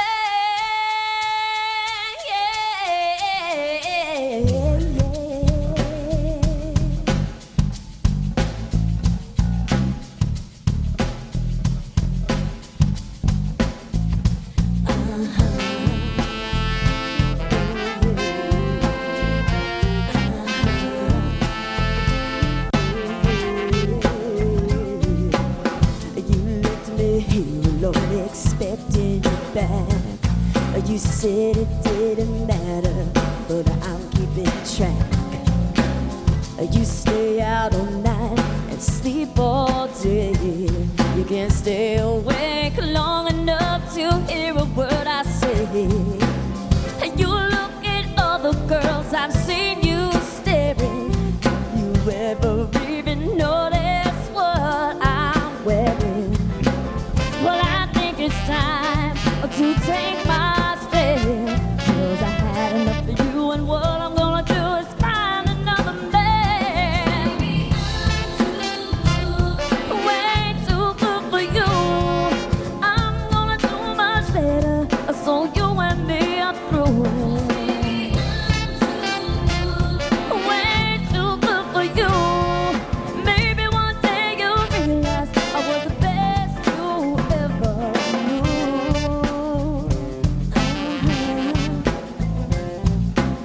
Well, I've been through this before and funny this night.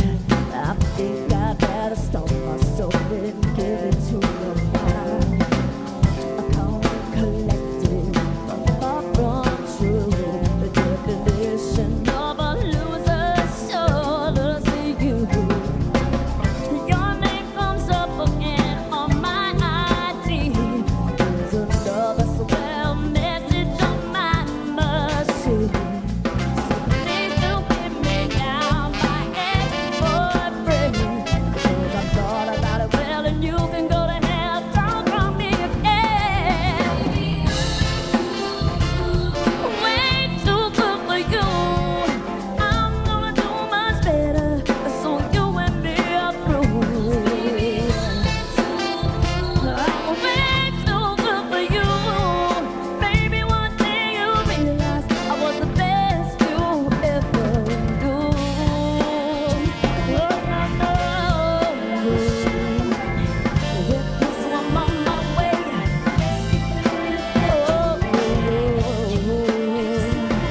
You played yourself. You know what you can give, and that's too bad. Yeah.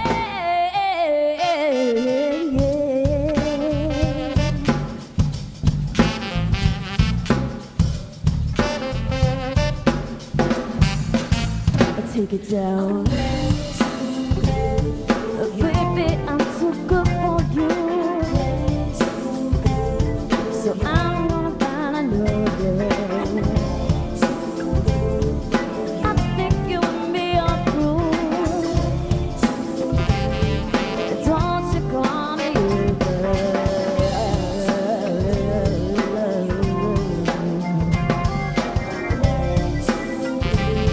Oh, baby, I'm too good for you.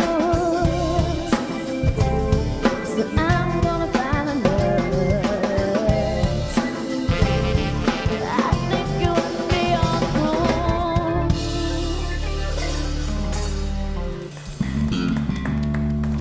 Go with the Uptown Band, and of course the crowd of people outside nice. who are waiting to be fed again.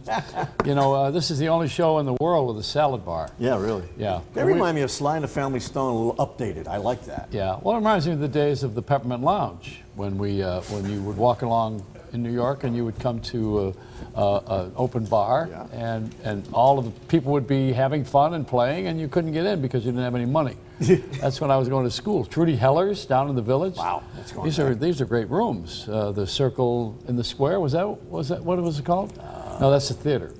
That's Ted Mann's theater. He's here tonight. Yeah, we got Ted Mann coming out here in just a minute. Be right back. Thank you, gang. Thanks for being here. Thanks for bringing a taste of Reading. Thank you, Joey. And take it home with you. We'll be right back. Yes. you were expecting you back. You said it didn't matter, but I'm keeping track. You stay out all night and sleep all day. You can't stay awake long enough to hear a word I say. You look at other girls, I've seen you staring. You ever even notice? Bam's Auto Body, located on Liberty Avenue in Ozone Park, is a one-stop shop equipped with all the latest technologies to fix your car or truck right the first time. We work with all major insurance companies and specialize in collision, theft, and vandalism repair. Call anytime to check your vehicle status. Speak with our dedicated and knowledgeable staff. We offer a 100% written guarantee on all repairs and a lifetime warranty on all paint repairs. Bam's Auto Body. We'll get your vehicle fixed, no matter what. Computer problems? Not a problem for Computer Haven. At a loss at what to do when a computer malfunctions or that inevitable virus strikes? Then call the guys at Computer Haven, the safe place for all your computing needs. Experts in computer and laptop repair, upgrades, and new custom-built PC desktops and Macs. Give us a call today, 732-264-1100, or visit us at computerhaven-nj.com. Hi, I'm Joey Reynolds. I got a brand new show. It starts on television after about 14 years on radio on NBC's New York Nonstop. It's called All Night. That's when we're on. Between midnight and 2, Monday through Friday. And what the show is called is All Night with Joey Reynolds. We're actually doing the show from the NASDAQ market site, which is at 43rd and Broadway in Times Square. This is a show worth staying up for all night with Joey Reynolds on NBC's New York Nonstop.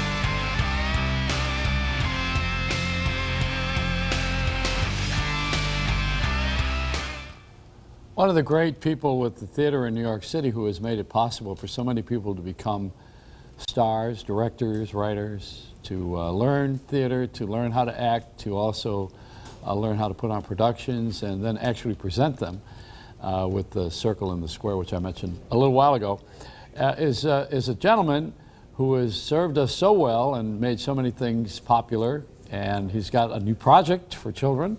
And we decided to bring him out here tonight. Ted Mann. Here's Theodore Mann. Ted, come on out here. And also we have Joziah Longo. And we have never met, I've never met Joziah either, first time tonight. We haven't had him on the show before. I've talked to Ted a couple of times. Take the long walk, you guys. Hey, Joe. They killed the music. Sit over here. Ted, how are you? Nice to see you. Wonderful. Where do you want me? I'll flank you, right here. Ted. Okay. Pick a chair. Okay. Pick a chair. All right. Now the theater, which we're on Broadway. We are on and Broadway. This show, we are on Broadway right now, yeah. And I have a plaque right around the corner there. That's where Eugene O'Neill was born. Is that right? Yeah. Well, Eugene O'Neill is an Irish playwright. An Irish great American playwright. Was he American? Oh, yeah. I didn't know that. He's considered America's greatest playwright, and we've produced 19 of his plays. The Homecoming? Did you do that? No. Never did that. Long Day's Journey into Night. That one's too long. The Iceman Cometh. I had, the last time I saw Long Day's Journey into Night, it was on for about like 3 days. I mean, to see the show. It was a long show. Yeah. Well, it was 3.5 hours. The Iceman Cometh was 4.5 hours. Is that fair? And then Huey, which we did with Al Pacino, was 55 minutes.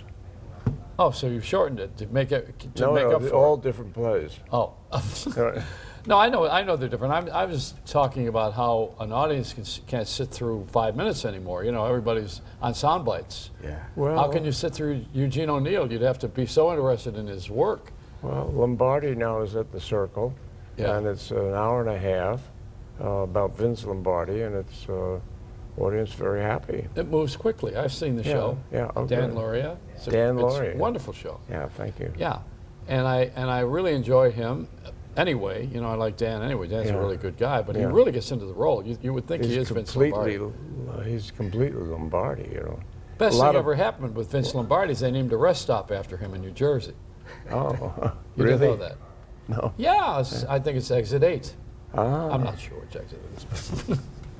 A lot of the players for the Football League come, and some of them played with him, and the guys cry at the game, you know, because they're seeing him again with Dan's performance. Now, when did you start this this theater? How many years ago was it? 1951. What was the first show?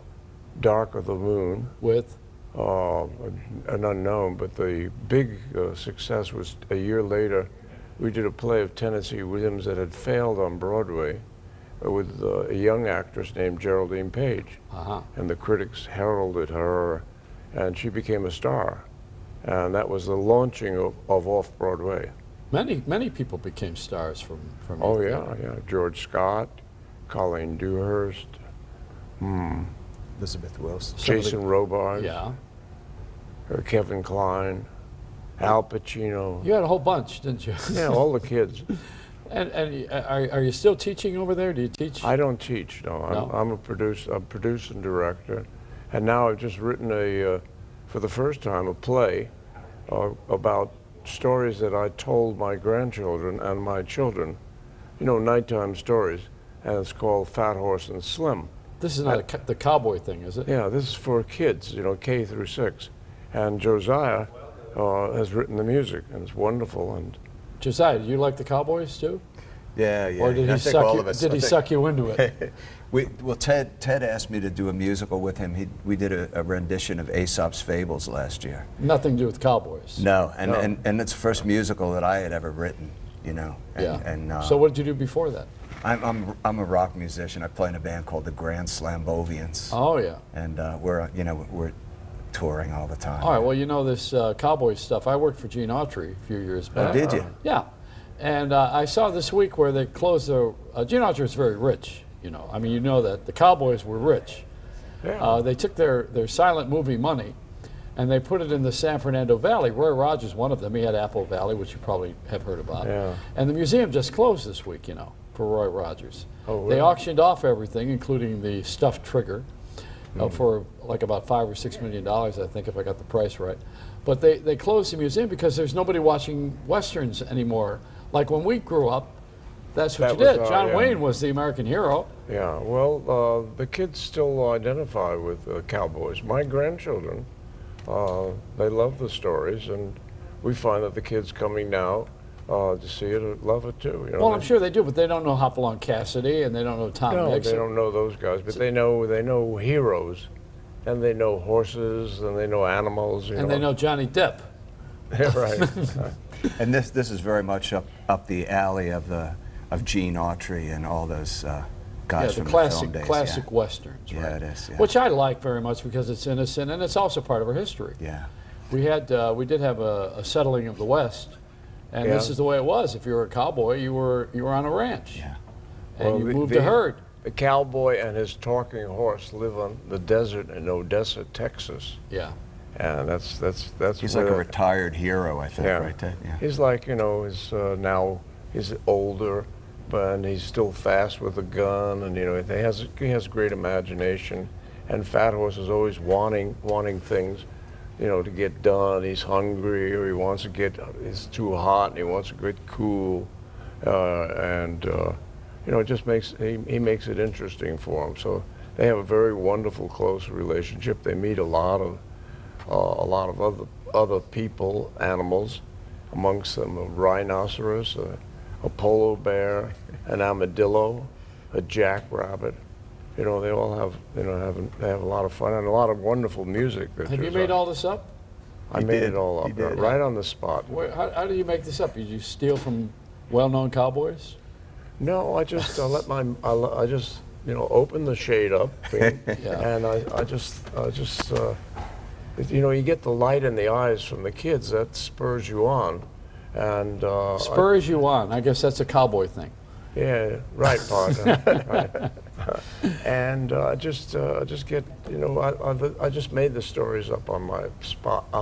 And they're very wacky. They're very inspiring. Well, Ted's imagination is vivid. Yes, it is. And you did the music for something like this, huh? Yes, I did. Are we hearing some of it tonight? Yeah, we can play something for you, Joey. We're going to take a little breather here, and then you're going to go up there and you're going to play? Yeah, yeah. Is that the whole bit? And then we're going to hear a song from this? We'll do something that's called Chinese Vegetables. Which is from what?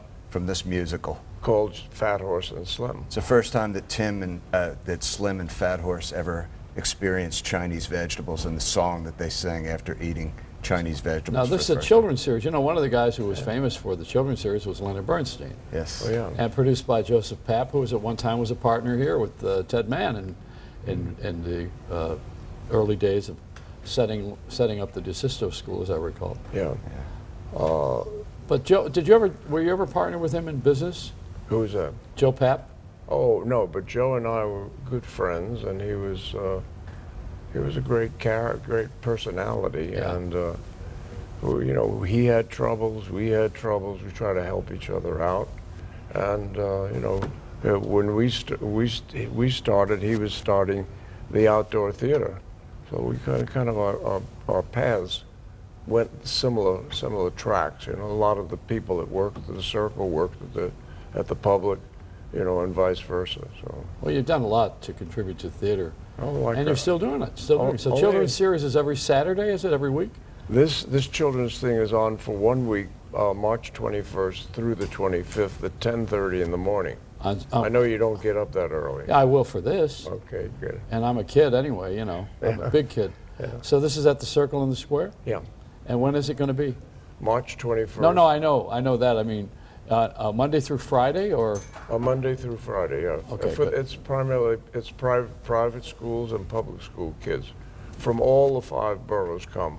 All right, I want to hear one of these songs, you know, and also we got George Albano coming here, who's my favorite principal in the whole world. I don't know if you talked to him at all in the hall, but yeah, George had sure. the Lincoln School. My Mount Vernon. daughter-in-law teaches at that school. Oh, well, she's a musician too. He's brilliant, and you know, he always uses people from theater. All right, so let's take a break, and then you come out here and play this thing. Hold on for a minute. Be right back in just a second as we set the stage for this cowboy extravaganza with Joziah, and it's Ted Mann's production.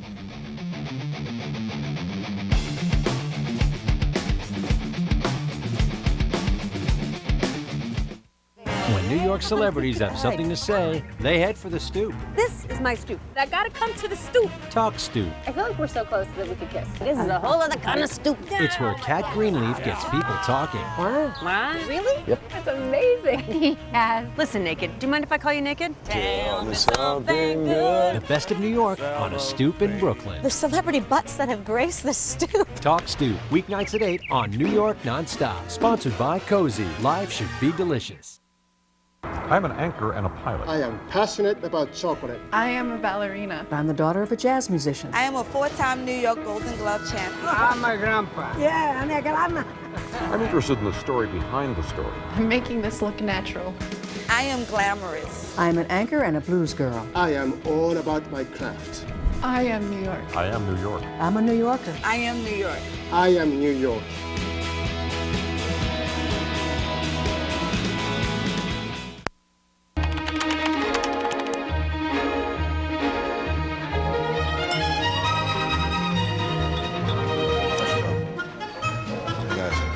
I recommend a steak.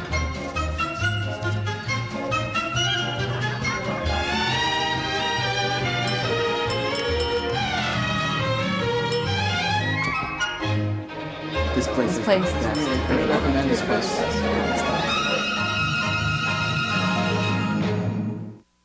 We're all about New Yorkers. LX New York.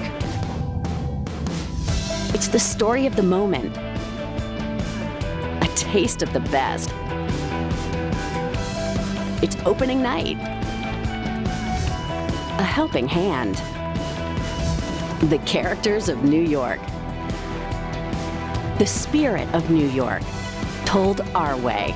LX New York. Weekdays at 5. We're all over town.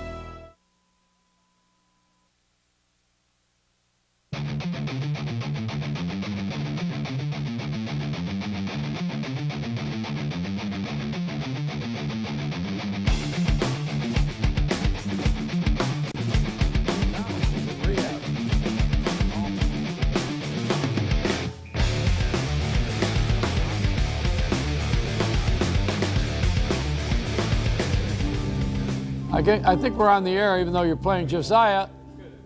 We happen to be on the air, you guys. That's We're on the okay, air? though, no problem. Okay. Yeah, we don't mind rehearsals because my whole life is one. And life is a test. So now I don't know anything about the song except Ted Mann tells stories to kids about cowboys and Indians, I'm sure are included, those who own the casinos. And I think you guys are doing the music for this. Josiah's a rock and roll musician. Joziah Longo, and he has a very strange looking hat on the lady next to him, which I can't explain, but I think it has something to do with the Buffalo. I'm from Buffalo, and we never wore hats like that except when it got real cold. And so here they are with the music from this production. And what's it called, Ted? Fat Horse and Slim. Fat Horse and Slim. Very good for Weight Watchers. You know, this is, pay attention to this. This is the children's series now at the Circle in the Square. So this is the scene where Slim, who was a retired cowboy, who moved out into the desert with his talking horse, Fat Horse. They were tired of eating the stuff that they always eat in the desert, and they went and got a bag of seeds and planted them in the desert, and the rain came down. The seeds happened to be Chinese vegetable seeds, and this is the song that they sang after they discovered that the vegetables had grown to full size overnight. It's called Chinese Vegetables.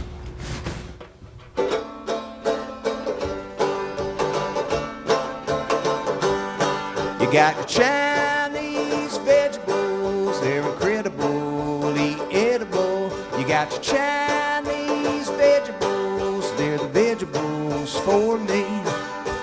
Chinese vegetables, they're incredibly edible. You got your Chinese vegetables, they're the vegetables for me. You got your snow pea pods and your bamboo shoots. You got your bok choy cabbage and your lotus roots, your silky squash and your aubergines, your fuzzy melons and your aubergine. You got your Chinese vegetables, they're incredibly edible. You got your Chinese vegetables, they're the vegetables for me. Sing it with me. Chinese vegetables, they're incredibly edible. You got your Chinese vegetables, they're the vegetables for me. Now don't you get me wrong when you hear this song. I surely love my carrots and my peas, and potatoes too, especially mashed root, and my onions and my broccoli and my beans. But my friends, in the end, they're my favorites, and I'll tell you once again, I love my Chinese vegetables, they're incredibly edible. I love my Chinese vegetables, they're the vegetables for me. Here we go. Chinese vegetables, they're incredibly edible. You got your Chinese vegetables, they're the vegetables for me. Now that I have found them, I will sing their praise. Never tasted anything in all my days. Got me this excited, I'm so amazed. I'm in a daze with my new food craze. I got Chinese vegetables, they're incredibly edible. You got your Chinese vegetables, they're the vegetables for me. Everybody at home sing Chinese vegetables, they're incredibly edible.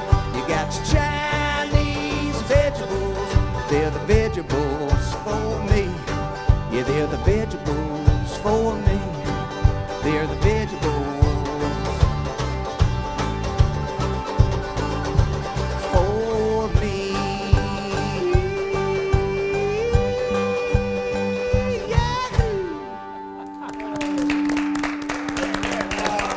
It's real Americana. Of course, after the Chinese vegetables, you ought to take a walk. A walk. That's a bad pun. I'm going to go to pun hell. The songs are from the children's series, which Theodore Mann has directed and put together in an inventive way. And Joziah, thank you for playing that tonight. Joziah Longo.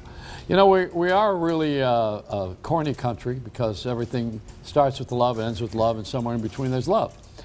So when we have this planet, which we continue to want to poison, and the only way out is to love somebody, and then of course you then want to feel differently about everything around you, and you do things differently. I think that's the way it operates. In our moments of sanity, we seem to take care of our kids, and kids are now even the emphasis of the government, which has taken a long time to get them to this place. One of the champions for that was my friend here, who is a principal, in my estimation, the best guy in the country right now, George Albano. And George had taken this position to train the kids by training the parents years ago.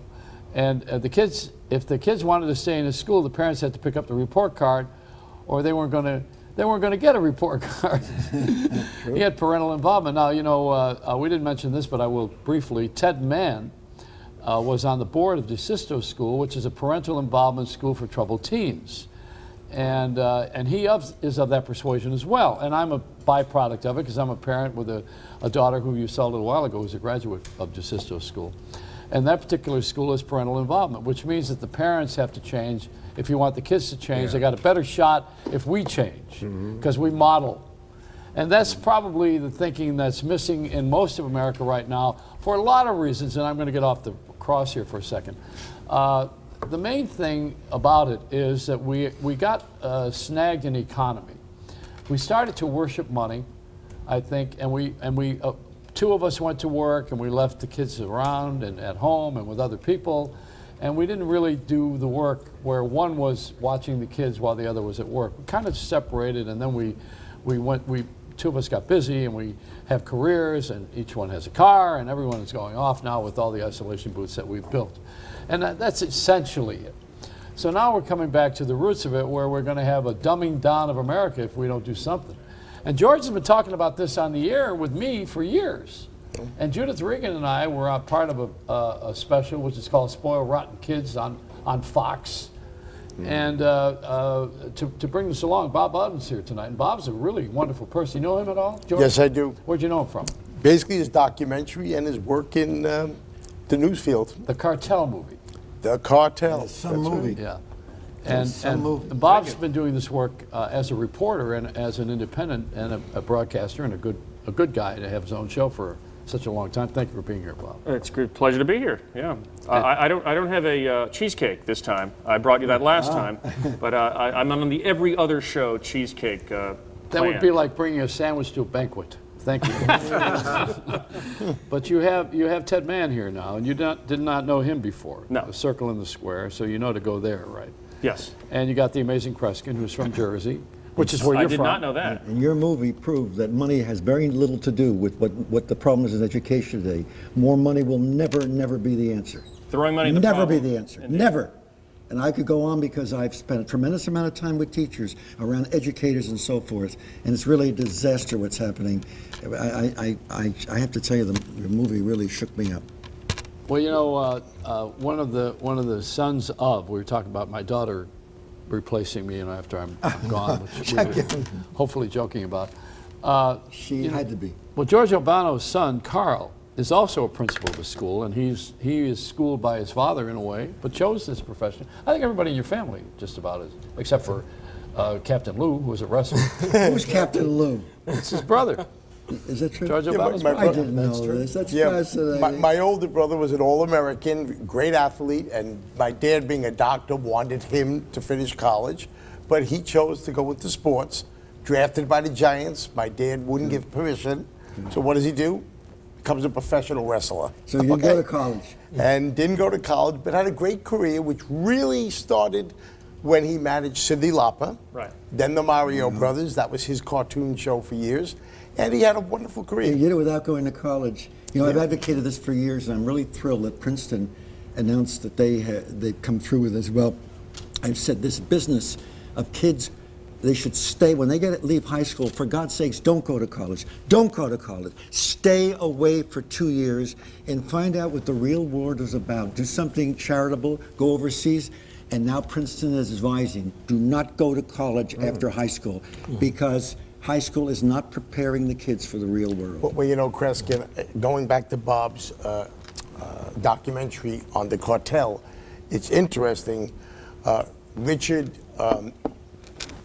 Richard, I can't think of his last name now. It's Elmore, Harvard professor, was featured in a PBS special, John Marrow's book.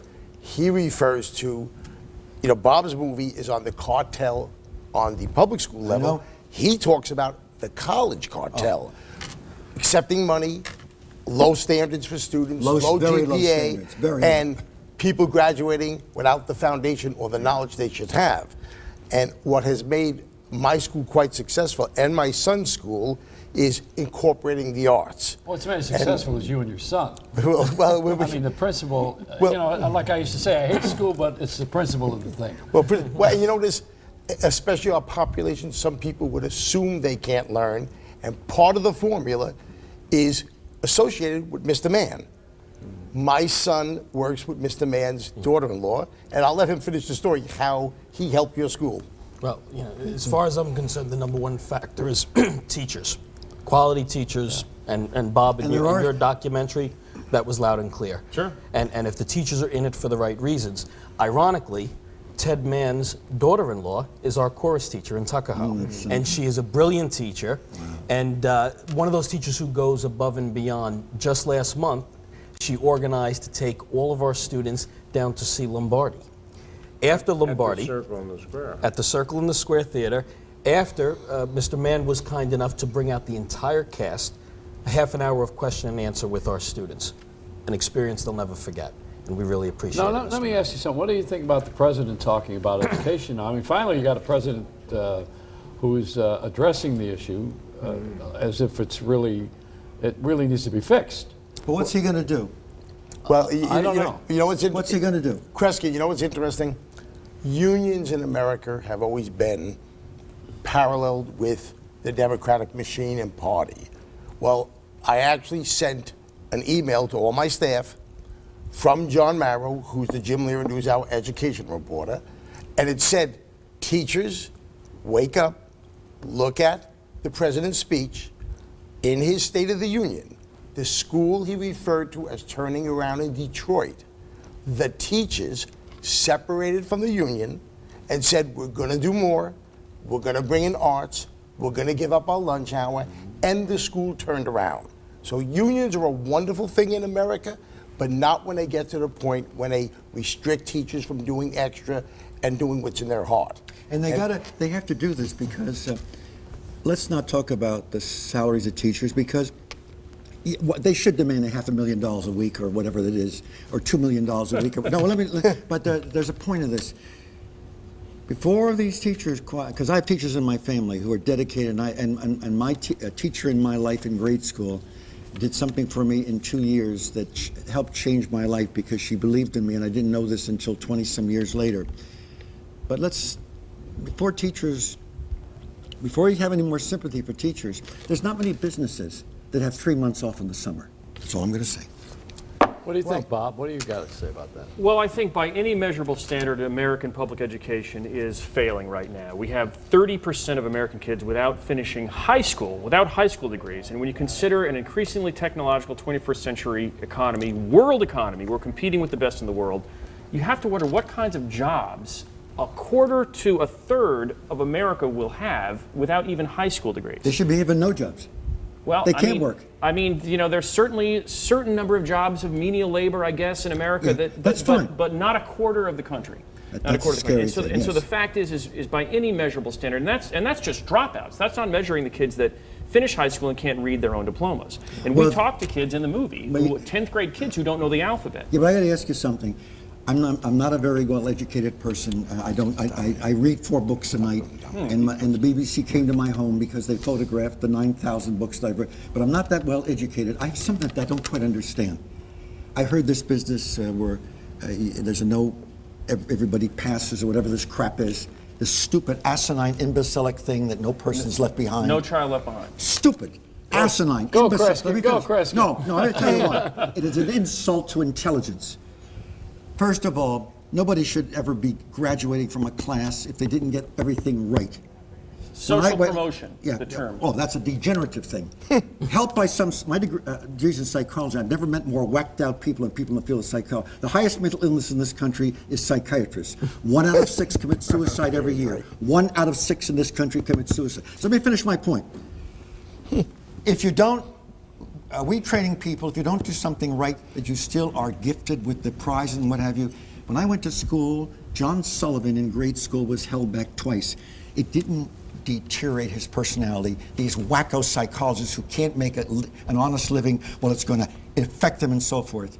That gentleman held back 2 different classes in grade school, ended up by being the editor of the newspaper in my town for 40 years. We learn more from failures than we do from success. I have nothing more to say, John. Well, You're the authorities. I agree with that, but you know, we got into it, Kreskin and I, a couple of years ago. This is one of our bitter fights. I said college ought to be free. Oh, crap. Well, he just went after Crap. No, you know what? There's too much free right now. Well, universities are free in Joe, Europe. I don't give it. Joe, nothing, you want to know something? Nothing worthwhile in life is for free. If you get it for free, that's the way you will value it. Yeah, but let me just say something. I'd like a free I'm sorry, I don't gas. know. I'm sorry, I'm not going to say anything more. I'm not saying anything more. I want to focus back into this wonderful documentary. You mentioned a court decision in New Jersey, the Abbott decision. Interesting. When that was ruled on, and basically the ruling was that there would be equal funding for all schools. For poor towns, yes. that they should, instead of relying on the tax, on the property tax, deteriorating tax base, they should get state money. Okay, now they got state money, which quite often came from wealthier districts. Interesting, I was recruited by the powers to be that set up the Abbott project to manage it. I actually came in second on the interview. A college professor was before me and was selected. I look back in retrospect, it was probably a blessing in disguise, because the outcome was more money to districts like Newark, like East Orange, like Irvington, like Patterson, simply produced more failure. More jobs, more middle class, but more failure. And there was no success with additional money. No, but here's what it comes down to: lack of leadership. That's right. Leaders make schools work. I have a school that probably 90% of America would write off. My students, mostly minorities, Harvard, Yale, Duke, that's where they go. Why did and they it's because appoint, of the standards. Why did they appoint a person to head the school districts in New York who was a businesswoman or person? Why do they have a business manager running a school? Because they're not steeped in the orthodoxy of what's failed already. Yeah. That's why. Yeah. Well, I don't do this for a living. I do the show I do for a living. I mean, I don't do the school thing for a living. Educated. I don't understand where I went wrong. I know this to be true. I hated school, but I loved to learn. Yeah. I wanted to learn, but I didn't like school. But never liked school. Joey, a lot of people didn't like school, but they managed to get their ass in order and get through and finish it. Well, Not everybody had everything handed them on a tray every day. So what?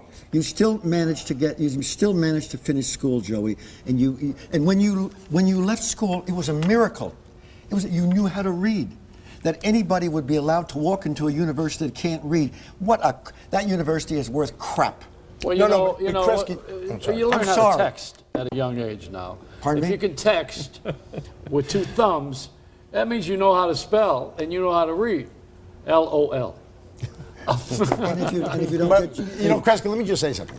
I understand your point, and I understand you probably grew up in an era where schools were more traditional. But I'm saying is, I have proven success 30 years, and so does my son. A wonderful balance of arts, music, leadership, holding people accountable, produces success in any child. But isn't it interesting, when I went to school, we had arts in the school. We sang, we had music, we had arts. We didn't have to bring in a special group. Don't say that we're living in the past. It was just as effectively done then. We have made a damn mess of things. And I tell you, I don't know why. I'm not sure you guys are disagreeing that much. We're not. The fact is, your point is that self-esteem should not cause someone to be transferred to the next grade. Now, we do understand that many parents should not be parents. It's one of the great sins of our society. There's no question. Just as there are lousy teachers, and to say they're not bad teachers is an insult to good teachers. We can say I have police in my family, I've got the FBI, I've got the CIA. That movies have been done about lousy policemen that have been corrupt, and so to say that there are not bad teachers is an insult to very, very good teachers. Every profession has its good and bad, including medicine. My dad was a doctor, loved and respected, but I know there were doctors that weren't so honorable. Bob, let me ask you a question.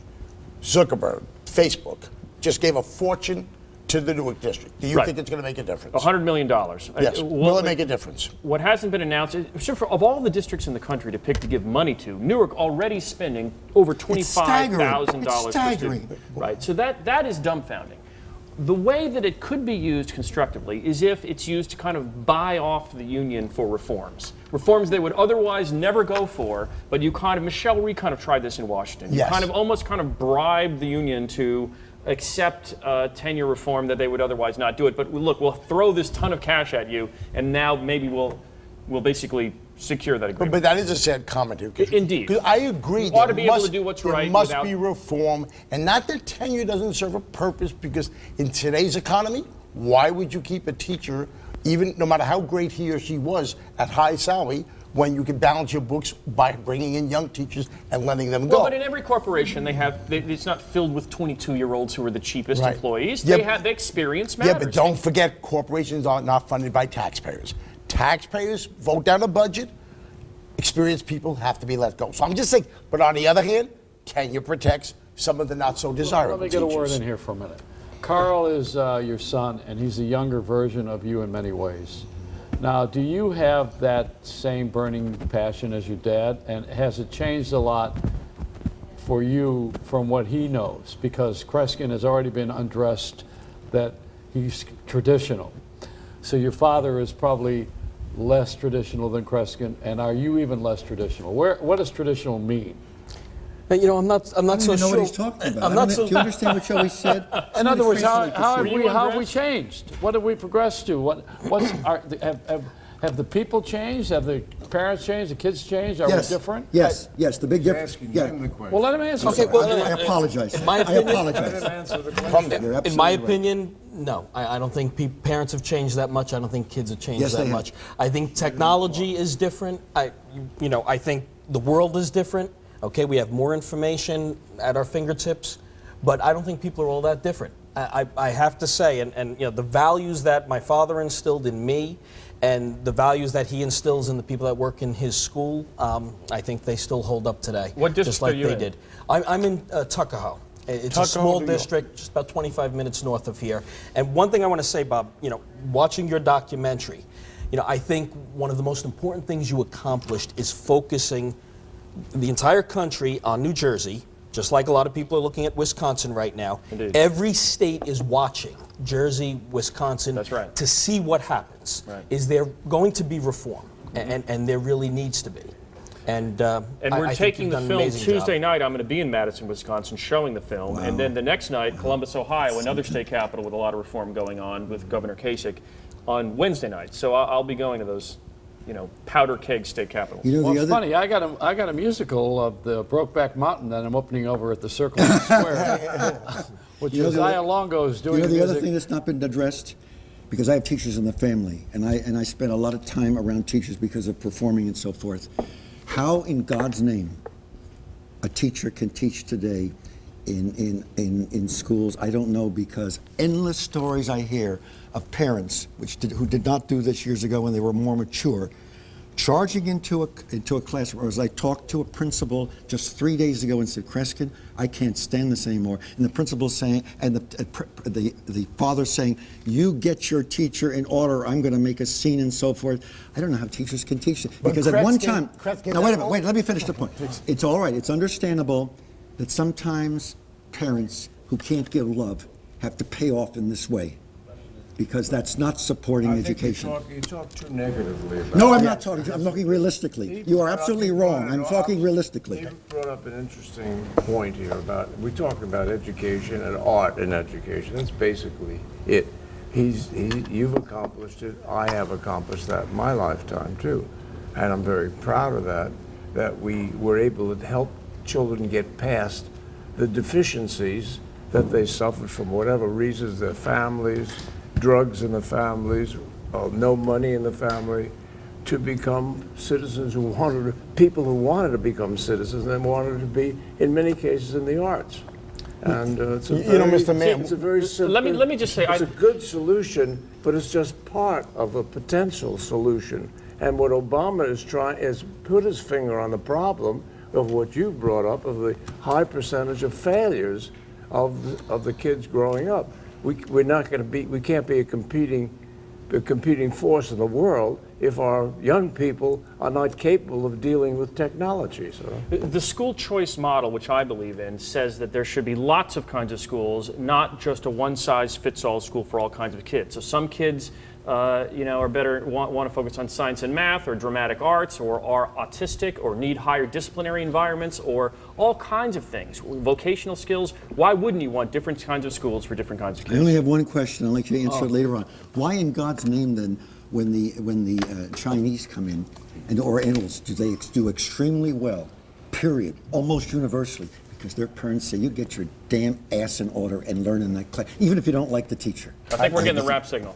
Okay. but I'm saying I've proven any child with any parent, and many of my parents have challenges in my former school that I was there for 30 years, still succeeded. You have to believe in every child.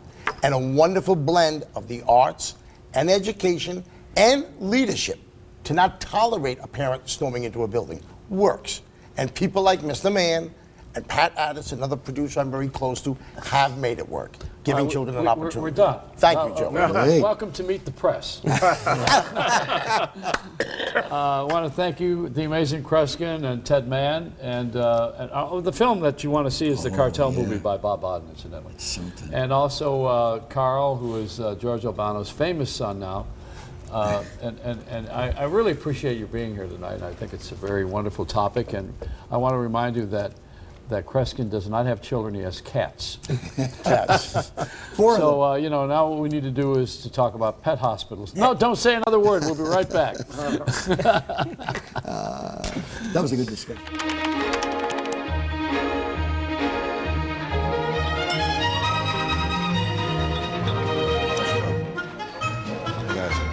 I recommend a steak.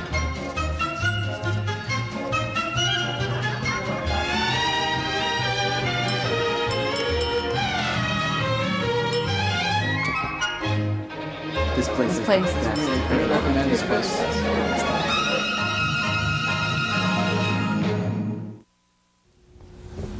Here's Bob Bowden's song now. You're going to sing tonight? Later. That's the next episode. You're going to waste some time tonight, Carl? No. How about you, George? Don't even ask your father. He'll be on it for an hour. All right, the Uptown Band is going to take us out tonight. Let a smile be your umbrella, but don't get a mouthful of rain. And here they are. They're great.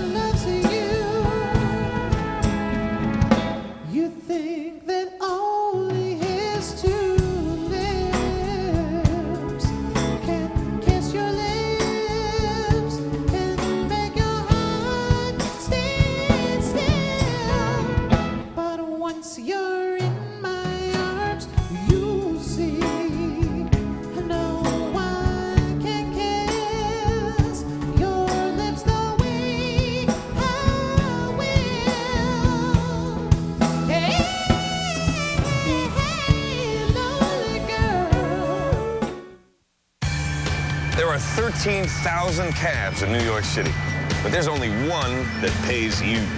Climb into the cash cab and I will quiz you all the way to your destination. As the meter clicks, the questions get harder and the stakes get higher.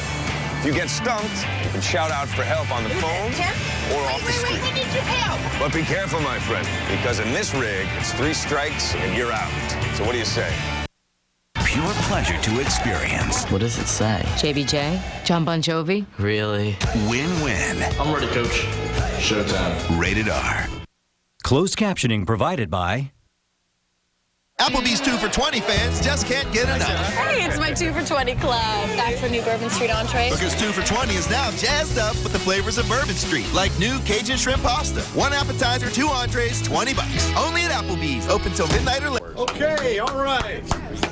Welcome aboard. I am your captain, Captain Jack. And I am the regional manager of Dunder Mifflin, Michael Scott. Welcome, welcome. Okay, so please, the life preservers, they are located underneath the seats all along the perimeter. Don't worry, we're not going to be needing life preservers tonight. Well, we might just going to be. Okay, please let me finish. Well, okay? Thank you. So, the Coast Guard requires that I tell you where the safety exits are. On this ship, it's very easy. Anywhere over the side. Not only am I your ship's captain, I am also your party captain. Woo! We're going to get it going here in just a few minutes. I'm your party captain, too, and you are going to put on your dancing shoes later on. Hey, Mike, so we are going to if you don't mind, all right? rock it. What? Please, okay? If the boat's rocking, don't come knocking. Michael. Yep. Your company employees are not the only people on the boat tonight, okay? We're all going to have a good time tonight. Listen, Mike. Why don't you let me and my crew do our job? You just sit back and have a good time. Okay. Yep. So. All right. You guys, it's like we're in high school and we're at the cool table. Right? Yeah.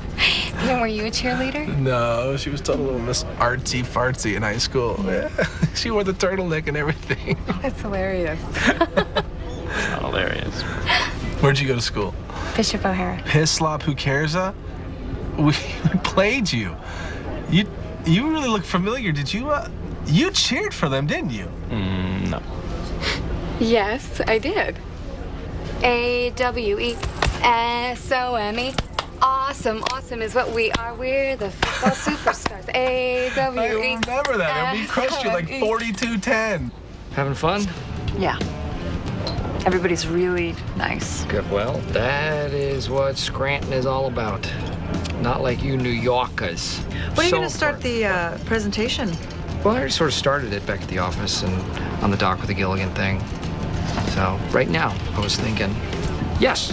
Okay, listen up, all you Dunder Mifflinites. I would like to talk to you all about life preservers. Now, one important life preserver in business is IT support.